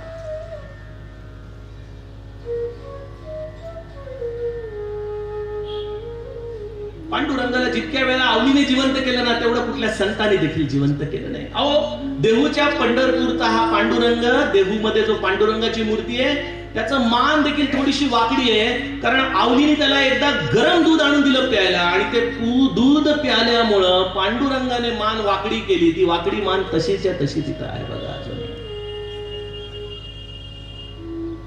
आणि आवली दावत गेली, अरे काय केलंस माझ्या नवऱ्याकडून तू? जे होतं नव्हतं ते देखील लुटवून टाकलं. आणि आपल्या नवऱ्याचं रक्षण करण्यासाठी रुक्मिणी मध्ये आली, म्हणाली आज काही पांडुरंगाचं खरं नाही. आणि रुक्मिणी म्हणाली, अगं आवले थांब, मी तुझी ओटी भरते बरं का. असं म्हणून लक्ष्मीने आवलीची ओटी भरली आणि तिच्या ओटीमध्ये मूठभर रत्न टाकून दिली तांदळाबरोबर. तिने ठेव म्हणा.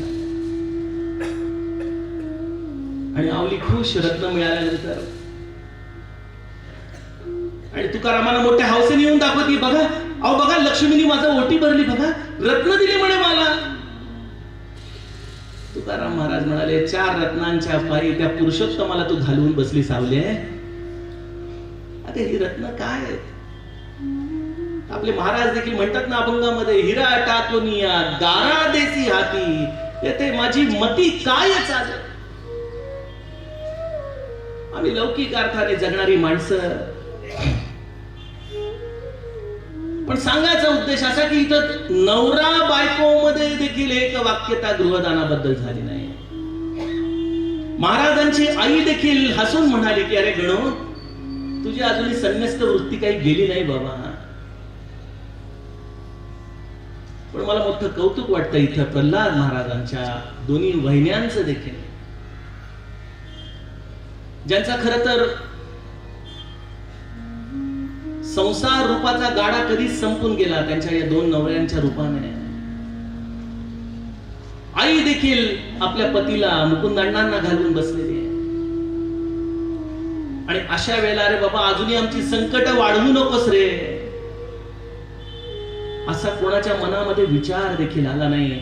आणि स्त्री मनाचा विचार करून आपण या गोष्टीचा विचार करा की आपल्या घरातलं, कालच कोणीतरी म्हणत होतं, पोचे आलेलं फुलपात्र देखील दुसऱ्याला दिलं, आणि आठवडा जर गेला आणि आलं नाही फुलपात्र परत, तर बाईचा जीव कसा होतो. 4 वेळा सांगितला, निरोप धाडला, पण पाठवलं नाही अजूनही फुलपात्र परत. आणि इथं गृहदान, 3 स्त्रिया कुठल्याही प्रकारची कुरबुर न करता सहजपणे, हे आहे सर्व कष्ट देणं. आपल्या सगळ्यांनी मिळून एकत्रितपणे या दानाला विशेषत्वाने संमती देणं, प्रसन्नतेने संमती देणं, हे असं उदाहरण अतुलनीय आहे बघा. असं उदाहरण मिळणं शक्य नाही.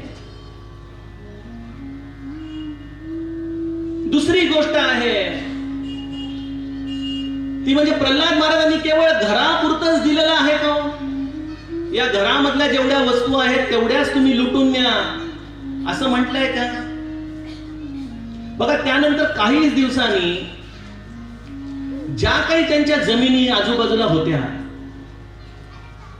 त्या सगळ्या जमिनी विकून त्यामधून ब्राह्मणांना विशेषत्वाने भोजन, दान, प्रसाद हे सगळं करून रामानंद महाराजांच्या नावाने जमीन घेणं, आपल्या गुरुच्या नावाने जमीन घेणं, कुठल्याही पद्धतीचा आधार आपल्या जीवनामध्ये न ठेवणं, हे सर्वकष देणं, सर्वकष. आम्ही मंडळी जसं हातच राखून ठेवतो तसा हा प्रकार नाही, सर्वस्व देऊन टाकलेलं आहे. आणि या सर्वस्वाची व्याख्या महाराजांनी फार सुंदर केलेली आहे. कारण आजच्या काळामध्ये देखील अनेक लोक आहेत की ती दान देतात, असं नाही की दान देत नाही. पण मला सांगा, मी कालपासून या साखर खेरड्यामध्ये फिरतोय किंवा आलोय, बघतोय, आता तर नाहीच नाही, पण त्या काळामध्ये देखील कुठं या गोष्टीची जाहिरात आहे का, वाच्यता आहे का की महाराजांनी एवढं मोठं दान दिलेलं आहे. मोठे महाराज म्हणायचे की उजव्या हाताने दिलेलं दान डाव्या हाताला देखील कळू नये, एवढी दानाची गुप्तता आपण आपल्या जीवनामध्ये ठेवली पाहिजे.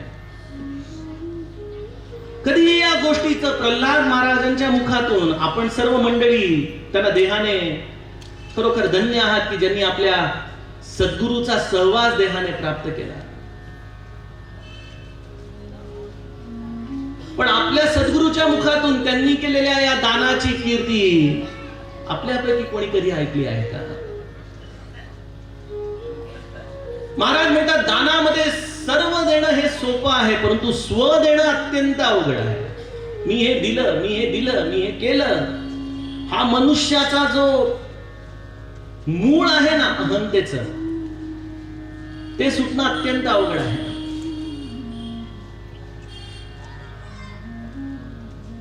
महाराजांच्याकडे परभणीवरून एक जमीनदार यायचा गोंदवल्याला. हा परभणीचा जमीनदार, त्याची बायको लहान वयात वारलेली आहे आणि भरपूर जमिनी, पैसा अडका, प्रचंड एकुलता एक मुलगा, तो लहान होता, शिकत होता, त्यामुळे त्याचं नेहमी गोंदवल्याला येणं असायचं महाराजांच्याकडे. महाराजांच्याकडे राहायचा, जप करायचा. आणि एके दिवशी येताना मुलाला तो बरोबर घेऊन आला का, मुलगा मोठा झाला होता, आणि येताना स्टॅम्प पेपर घेऊन आला आणि स्टॅम्प पेपरवर आपली सगळी इस्टेट त्याने लिहून आणली. एवढ्या एकर जमिनी, एवढं हे, एवढं ते, एवढं ते, एवढं ते, एवढं ते, सगळं लिहून आणलं. आणि महाराजांच्या हातामध्ये हा स्टॅम्प पेपर दिला. महाराज, माझी एवढी प्रचंड इस्टेट आहे, ही सगळी इस्टेट मी आपणास दान करू इच्छित आहे म्हणाले. ही सगळी माझी इस्टेटीची यादी. आजच्या काळातल्या बुवांना दिल्यानंतर काय होतं बघायला पाहिजे खरं.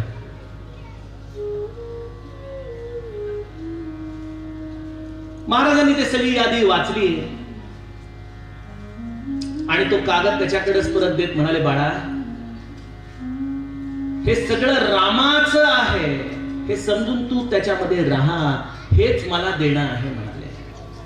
मला देण्यासाठी या कागदाची गरज नाही, तू फक्त मनाने हे सगळं मला अर्पण कर, हे रामाचं आहे असं समज आणि त्यामध्ये तू त्या पद्धतीने राहा, म्हणजे हे खऱ्या अर्थाने दान ठरेल.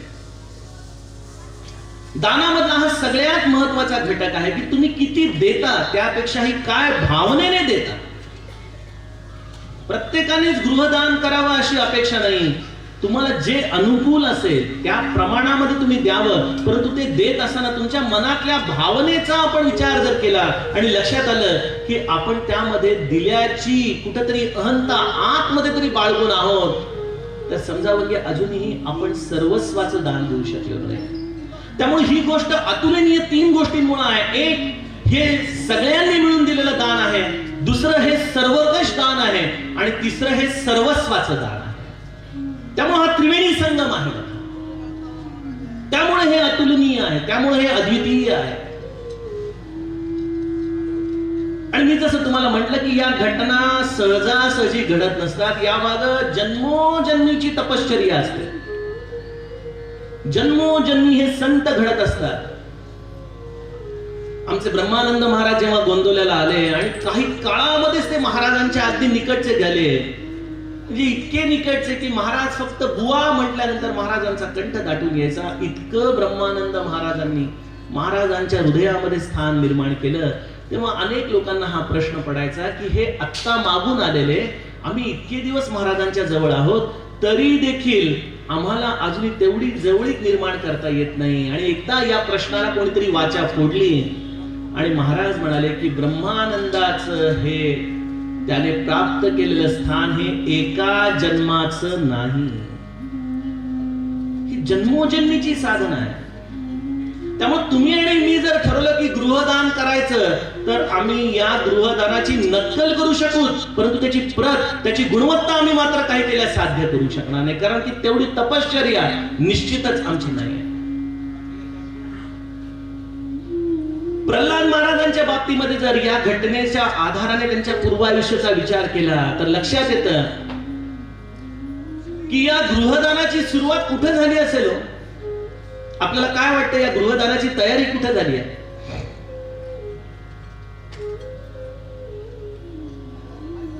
जेव्हा गंगा माईला डोहाळे लागले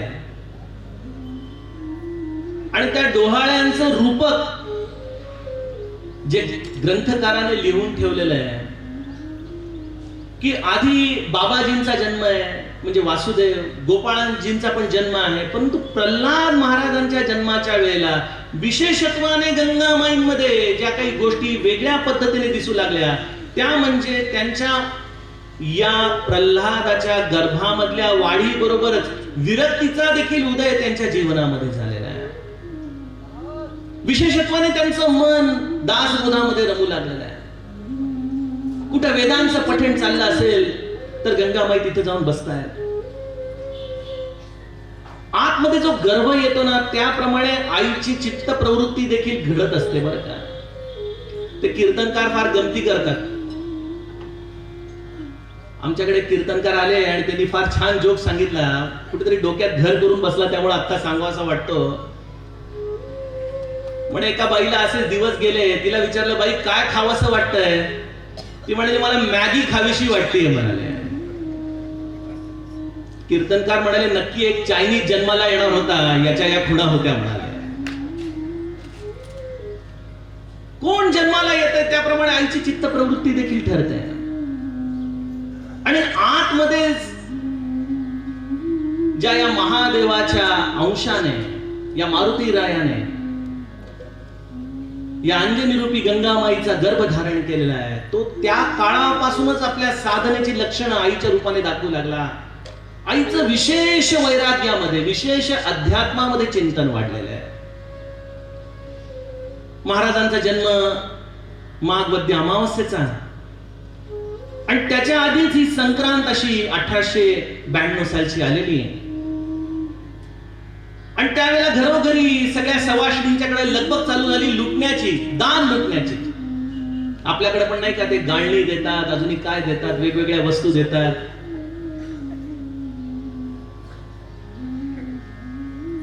एकीने विचारलं, गंगामाई तुला काय दान द्यावंसं वाटतंय, काय लुटायचंय या वेळेला? आतून कोण बोललं माहित नाही. गंगामाई म्हणते, मला तर सर्वस्वाचं दान करावं असं वाटतंय. असं वाटतंय की काखेमध्ये झोळी घ्यावी, हे घर सगळं लुटून टाकावं, यातील वस्तू गोरगरिबांना देऊन टाकाव्यात, आपण मस्त राम नाम घ्यावं, दासबोधामध्ये तल्लीन व्हावं. अगं हे कसले डोहाळे, काय सांगतेस तू? हे हे कुठलं दान? तू म्हणाली तुम्हाला विचारलं म्हणून सांगितलं. अगं पण तुला असं कधी आजपर्यंत वाटलं नाही, माहित नाही, पण आज मला असं वाटतंय की या गृहाचं दान करून टाकावं. बघा, प्रल्हाद महाराज आणि संक्रांतीची ही तयारी गर्भापासून चालू आहे. आम्हाला या सगळ्या गोष्टी खूप वरवर वाटतात. एक घटना घडली आणि संपून गेलं, याच्या मागची पूर्व तयारी. संत किती तपश्चर्येने हे सगळं करून आलेला असतो.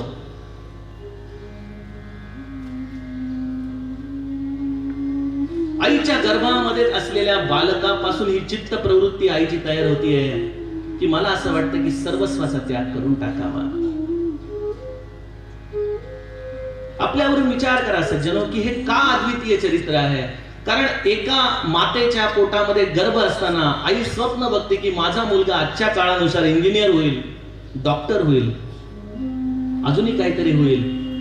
परंतु कुठल्या मातेला असे स्वप्न, असे डोहाळे, असे कदाचित दान देण्याची वृत्ती निर्माण होईल की मला असं वाटतं की सर्वस्वाचं दान करून टाकावं, सगळं घरदार लुटून टाकावं.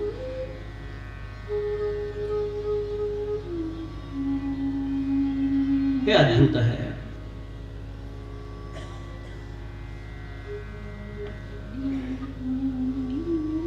तिसरी गोष्ट, महाराजांचा जन्म झालाय आणि लहानपणापासूनच एक विशेष विरक्त वृत्ती जी सर्वसामान्यांमध्ये आपल्याला अभावानेच दिसते. चाणाक्ष बुद्धिमत्ता होती, यात काही शंकाच नाही. बाबाजींच्या मध्ये आणि महाराजांच्या मध्ये 8 वर्षाचं अंतर. आणि बाबाजी जे काही संथा छोट्या प्रल्हादासमोर बोलून दाखवायचे, ते जे वाक्य बोलायचे जसंच्या तसं लहान प्रल्हाद म्हणून दाखवायचे. जसंच्या तसं. आजच्या काळात 10-12 वर्षाचा मुलगा झाला, राम रक्षा म्हणून दाखव म्हटलं, इंग्लिश गाणी म्हणून दाखवेल मोबाईलवरची, पण राम रक्षा म्हणायचं म्हटलं की अवघड पडतं. काळाचं गणित आहे, कालाय तस्मै नमः. परंतु इथं कुठल्याही प्रकारचं पूर्व शिक्षण नसताना देखील हे सर्व काही संस्कार कशा पद्धतीने घरामध्ये चालत आलेले आहेत. आणि या चाणाक्ष बुद्धीचं जरी उदाहरण मी या संस्कृत श्लोकांच्या आधाराने दिलं तरी खरी गुणवत्ता तर ती आहे की ज्यावेळेला जीवनामध्ये मिळवायचं काय आहे हे ज्याला कळतं. आजच्या काळामध्ये आम्हाला एकच गोष्ट कळते की 1 आणि त्याच्यावरती 0 अधिक अधिक अधिक वाढवत जायचे, हेच आपल्या जीवनाचं सर्वस्व आहे. आज 1000 रुपये कमवतो, उद्या 10,000 कमव, 10,000 आहे लाख कमव, लाख आहे 10 लाखात जा, 10 लाखात आहेत 1 कोटीमध्ये जा. त्यासाठी जे शिक्षण घ्यायचं ते घे, त्यासाठी जो नोकरी धंदा करायचा तो कर. हे आम्हाला घरादारांमध्ये शिक्षण मिळतं. एवढी हुशारी, एवढी विद्वत्ता असतानाही जेव्हा प्रल्हाद महाराज शाळेमध्ये गेले आणि मास्तरांचं नाव देखील काय सुंदर हो, दंडे मास्तर म्हणून, हातावरती रट्टे मारण्यात पटाईत. आणि त्यावेळेला इंग्रजांनी फरमान काढलं की शेतकऱ्यांच्या शेतामध्ये जे टोळ येतात त्या टोळांना हाकलून देण्यासाठी लहान मुलांना शाळेमधून घेऊन जा आणि टोळांना त्याचाही काहीतरी अंश दिसतो.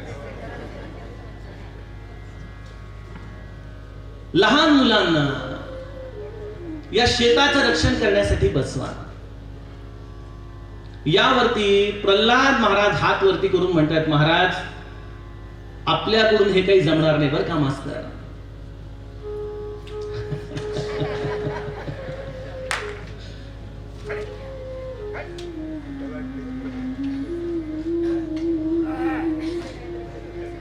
तो देखील बघायला आला एवढी लोक काय ऐकतायत बोलतो.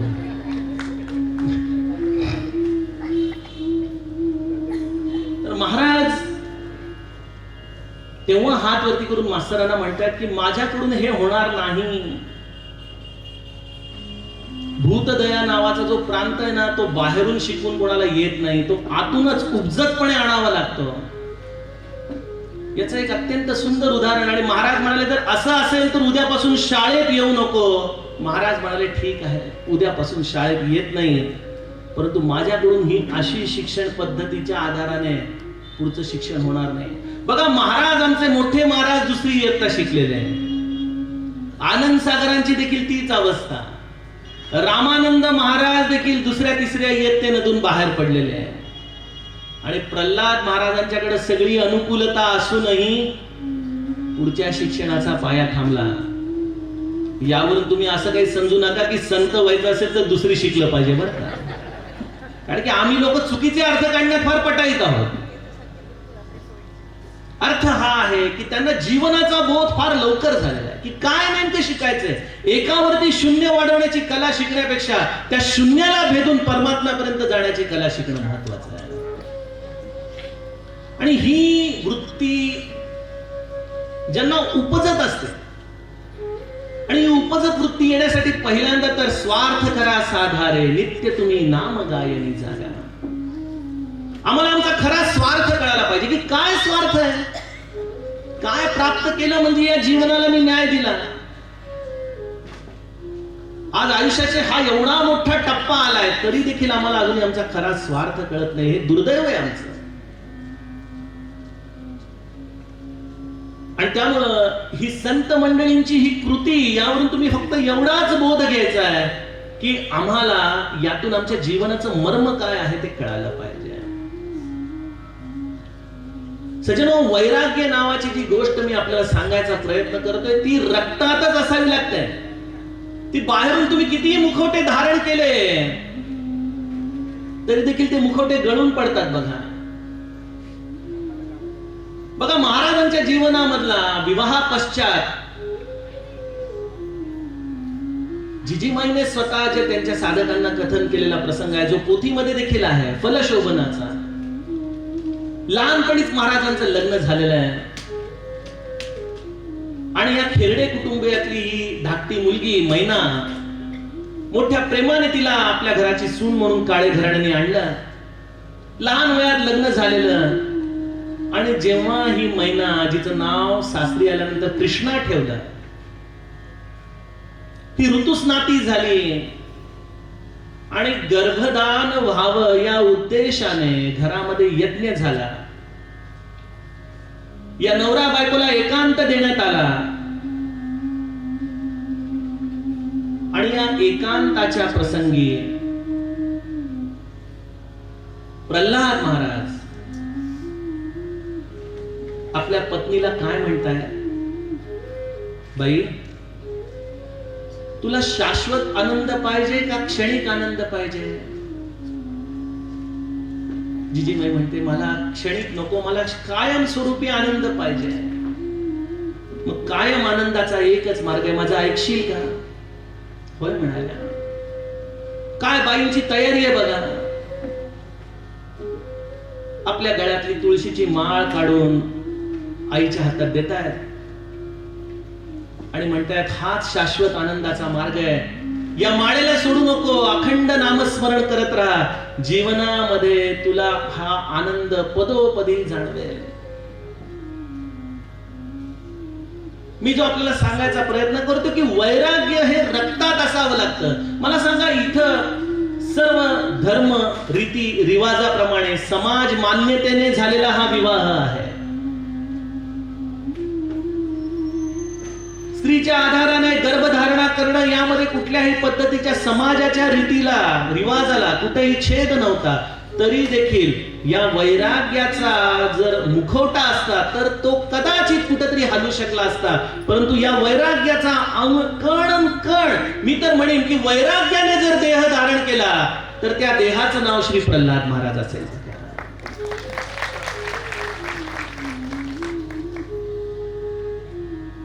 बघा, मोठी मोठी मंडळी देखील वैराग्याला अशा वेळेला आपल्या जीवनातून घालवून बसतात.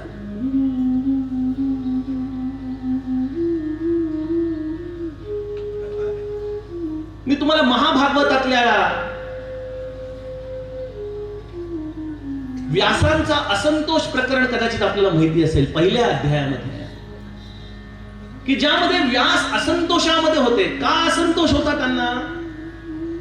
कारण एवढी सगळी वेद पुराणांची रचना झाली तरी देखील मनाला समाधान नाही कुठंतरी. आणि या उलट त्यांचे पुत्र शुकदेव तरणे बांड, जटा वाढलेला, काय व्यक्तित्व होतं. शुका असा दिखे पूर्ण वैराग्य ज्याचे, समर्थांना डोळ्यासमोर आणा, काय व्यक्तित्व. आणि आपला मुलगा एवढा तरणा बांड असूनही कायम समाधानामध्ये आहे, आणि त्याचे आपण बाप असूनही, व्यास असूनही आपल्याला मात्र समाधान नाही, आपल्याला मात्र आनंद नाही. आणि शुकदेव असे आपले मस्त तल्लीन हरिनामामध्ये, बोधामध्ये, वनामध्ये फिरतायत, आणि व्यास त्यांच्या मागे अरे शुकदेव, अरे शुकदेव थांब, शुकदेव थांब असं करत त्याच्या मागे पळतायत. तेव्हा नदीच्या किनाऱ्यावरती काही स्त्रिया सरोवर विहारासाठी आलेल्या आहेत. तरुण स्त्रिया सरोवरामध्ये उतरणार, त्यासाठी वस्त्रांचा त्याग करतायत. आणि वस्त्रांचा त्याग करत असताना नग्न शुकदेव, तरणे बांड नग्न शुकदेव सरोवराच्या जवळ येत आहेत. स्त्रियांची दृष्टी त्यांच्यावरती पडतीये, आणि तरी देखील एकाही स्त्रीला शुकदेवांची लाज वाटत नाही. एकाही स्त्रीला शुकदेवांची लाज वाटत नाही. शुकदेव आपल्या बोधामध्ये मस्त पुढे निघून जात आहेत. 2-5 मिनिटांनी मागून व्यासांची स्वारी येते. व्यास पूर्ण कपड्यांमध्ये आहेत, आणि व्यासांना बघून सगळ्या स्त्रिया लज्जित होऊन पाण्यामध्ये उड्या मारतायत स्वतःची लाज सांभाळण्यासाठी. व्यास त्या स्त्रियांना विचारतात, अगं मुलींनो, तुम्ही मला बघून अशा भयभीत का होताय, अशा लज्जित का होताय? मला सांगा, माझा मुलगा इथून गेला तो तुम्ही बघितला का? हो म्हणाले स्वामी, आता आपले सुपुत्र इथून गेले. म्हणे मग त्यावेळेला तुम्ही असंच पाण्यात लपला का? नाही म्हणे, आम्हाला त्याच्याकडे बघून काही लाज वाटली नाही. मग म्हणे, अगं तो तर नग्न होता, त्याची तुम्हाला लाज वाटली नाही, मी इथं कपडे घालून पूर्ण आहे आणि तुम्हाला माझी लाज वाटते. त्या स्त्रिया फक्त एवढंच म्हणतात, महाराज आपल्याला अजूनही स्त्री आणि पुरुषातला भेद कळतो, तुमच्या मुलाला कळत नाही. हा फरक आहे. हे सगळं आपल्या पुराणांमध्ये लिहिलेलं आहे. नीट वेगळ्या दृष्टिकोनातून वाचलं पाहिजे. फरक काय आहे? वैराग्याचा मुखवटा धारण करणं सोपं आहे. मी असं म्हणत नाही की व्यासाने वैराग्याचा मुखवटा धारण केलाय. व्यास हे उच्छिष्ट आपल्याला या सगळ्या जगाला विवेक रूपाने देऊन गेलेले आहे. पण विवेक हा विचार आहे, आणि जोपर्यंत विचार हा कृतीमध्ये येत नाही तोपर्यंत विवेक हा लटका पडतो. बघा, का व्यासांना बघून या बायका पाण्यामध्ये उतरल्या असतील, तर याचं उत्तर महाभारतामध्ये मिळतं आपल्याला. त्यासाठी महाभारतामध्ये जायला पाहिजे. जेव्हा सत्यवती, शंतनूची बायको,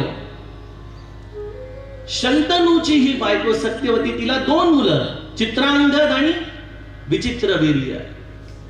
चित्रांगद लहानपणीच मरण पावला. एकच आता हा आपल्या घराचा वारसदार विचित्रवीर्य, पण त्याला एवढा क्षयाचा त्रास. पण सत्यवतीची अशी इच्छा की विचित्रवीर्याचं लग्न व्हावं, त्यासाठी भीष्माला ती मध्ये घालते. भीष्माला म्हणते, काशी राजाच्या 3 मुलींचं स्वयंवर आहे, ते स्वयंवर काहीही करून विचित्रवीर्याशी करून दे. भीष्म त्यापैकी अंबाला सोडून देतो, कारण अंबाचं मन दुसऱ्या राजावरती अनुरुक्त असतं. पण अंबिका आणि अंबालिकाचा विवाह विचित्रवीर्याशी भीष्म लावून देतात. आणि विवाहाच्या पश्चात जे व्हायचं तेच होतं. विचित्रवीर्य जास्त काळ जगू शकत नाही, आणि अंबिका आणि अंबालिकाला पुत्र होण्याच्या आधीच विचित्रवीर्याचं निधन होतं. आता इथं तरी सत्यवतीने थोडा विवेक धारण करायला पाहिजे की ठीक आहे, आपला वंश पुढे जाणार नाही, परंतु अख्खं महाभारत घडायचं होतं, आणि अशा महाभारतासाठी कुठेतरी विकृतीच मनात असावी लागते. हो, त्यासाठी शिवाय घडूच शकत नाही. तिने काय केलं की अशा वेळेला जो आपला दीर आहे, दीराकडून यांना आपण गर्भदान घडावं असा तिने मनात निश्चय केला आणि ती भीष्मांच्या मागे लागली की भीष्म, तुम्ही अंबिका आणि अंबालिकाला गर्भदान प्रदान करा. भीष्म प्रतिज्ञा काय असते, जी एकांतातही मोडत नाही, जी माझ्या प्रल्हाद महाराजांनी एकांतामध्ये देखील वैराग्य मोडलं नाही, ती भीष्म प्रतिज्ञा असते. बघा, भीष्म म्हणाले, नाही आई, मी बांधलेलो आहे प्रतिज्ञेने, मी विवाह करणार नाही, माझी कुठलीही संतती नसेल, मी केवळ या हस्तिनापूरचा रक्षक आहे, मी त्याचा पालक होऊ शकत नाही. खूप प्रयत्न करूनही अंबिका अंबालिकाला जेव्हा गर्भदान करण्यासाठी भीष्म तयार होत नाही, त्यावेळेला ते आपले मानसपुत्र व्यासांना पाचारण करते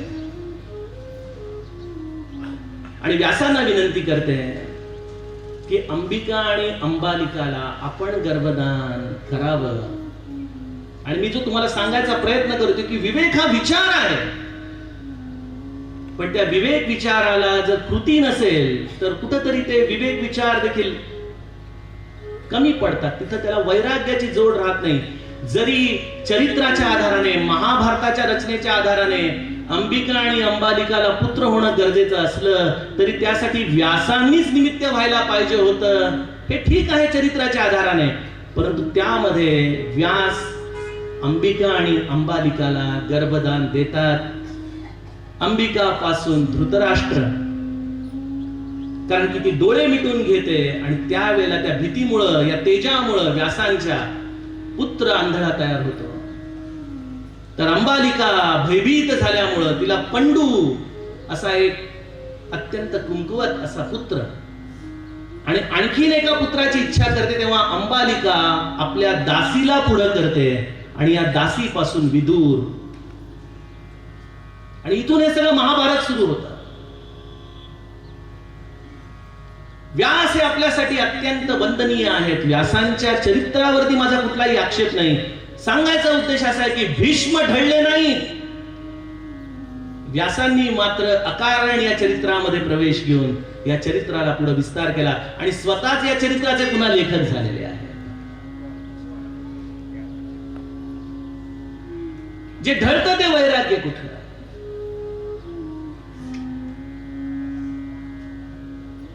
आणि त्यामुळे या स्त्रियांनी त्यांना आरसा दाखवला स्नान करत असताना की व्यास, तुमच्या पुत्राकडे बघून आम्हाला काही वाटलं नाही, पण तुमच्याकडे बघून मात्र आम्हाला लज्जा वाटते, कारण तुम्हाला स्त्री आणि पुरुष हा भेद अजूनही कळतोय. वैराग्य हातून असावं लागतं. ग्रंथ वाचून आपण त्याचाही विचार करणार आहोत पुढले 4 सत्र की वैराग्य येतं कसं. पण वैराग्य या गोष्टीच्या बद्दल जर विचार करायला गेलो तर एक छोटस उदाहरण देतो, म्हणजे तुम्हाला कळेल की वैराग्य हे उपजत कसं येतं. तुकाराम महाराजांचा अभंग आहे, बरे झाले देवा निघाले दिवाळ, बरे झाले दुष्काळे पीडा केली, अनुतापे तुझे राहिले चिंतन, झाला वमन हा संसार. वमन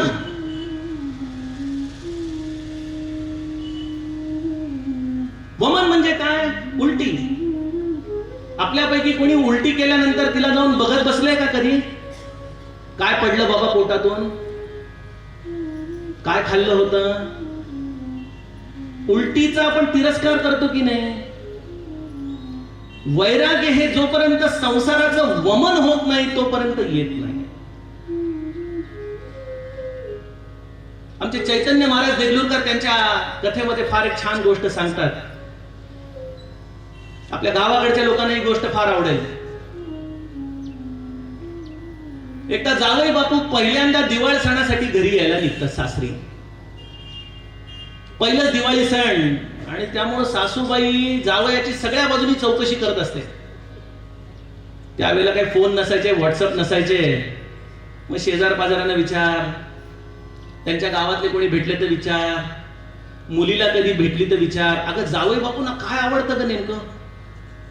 आई म्हणे जावई बापूंना बासुंदी फार आवडते बा मनापासून. मग आई म्हणते ठरलं तर आता दिवाळ सणाला आले बाप जावई बापू की भरपेट त्यांना बासुंदी खायला घालायची बस. जावई बापूंचं आगमन होतं.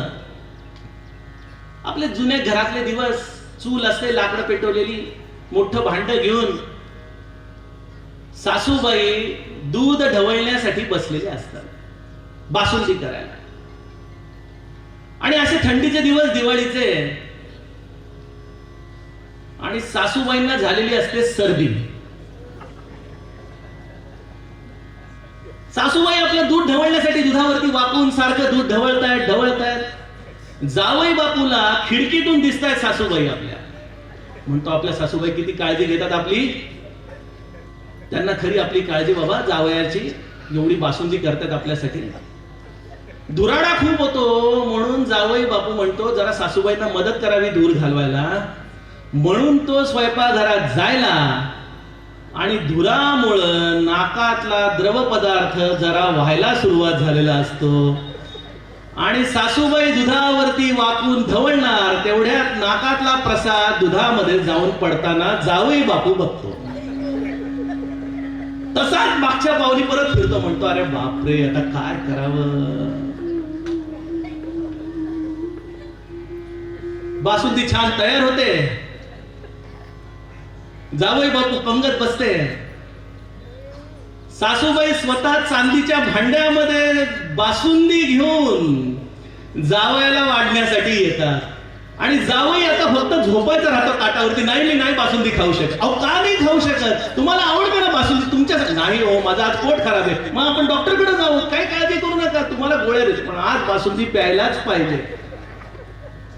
जावई बापू म्हणतो मी बासुंदी पिणार नाही. का?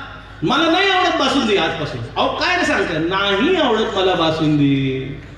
अहो बघा तर खरं, बासुंदीमध्ये किती छान छान काय काय घातलं.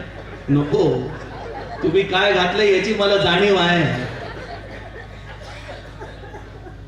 जावयाची बासुंदी आयुष्यातून उतरून गेली बघा. तसा संसार उतरला पाहिजे आमच्या जीवनामध्ये. तर हे वैराग्य, तर हे वमन. आम्हाला अजूनही संसार मनामध्ये ठेवून वैराग्याच्या भाषा करण्यात काही अर्थ नाही, जे व्यासांना जमलं नाही. आणि त्यामुळं शुकासारिखे पूर्ण वैराग्य ज्याचे, वसिष्ठापरी ज्ञान योगेश्वराचे, असे शुकदेवांचे आणि वसिष्ठ व्यासांचं ज्ञान घेऊन या संत मूर्ती आपल्या समोर येतात या भूलोकावरती, ज्यांच्यामध्ये विवेक देखील आहे आणि वैराग्य देखील आहे. असं विवेक वैराग्याचा मेरुमणी म्हणजे आपल्या प्रल्हाद महाराज आहेत. पटत नसेल तर 12वा दशक 4था समास आज घरी जाऊन वाचा. काय असतं विवेक वैराग्याचं मिश्रण. कारण विवेकाशिवाय वैराग्य आणि वैराग्याशिवाय विवेक हे दोन्हीही अपूर्ण आहे. नुसतं वैराग्य विवेकाशिवाय मनुष्याला हेकंडवादी करतात. बघा आपल्याकडं लहान मुलाचं देखील जावळ काढतात, आणि ते मोठे मोठे ब्रह्मचारी संन्यासी ते देखील जावळ काढतात. पण लहान मुलाचं जावळ काढल्यानंतर त्याच्या डोक्याशी खेळण्याचा आनंद असतो. किती छान वाटतं, मौसूफ वाटतं खेळताना. कोणी त्या ब्रह्मचार्यांच्या डोक्याशी खेळायला जातं का? खडखडीत असतं कारण ते. तसं नुसतं वैराग्य हेकंडवादी आहे. लहान मुलाचं जसं टाळू आहे ज्याच्यावरती विवेक आणि वैराग्य यामुळे जो नवनीतपणा आहे ते संत असतात. त्याच्यामध्ये मिश्रण असतं.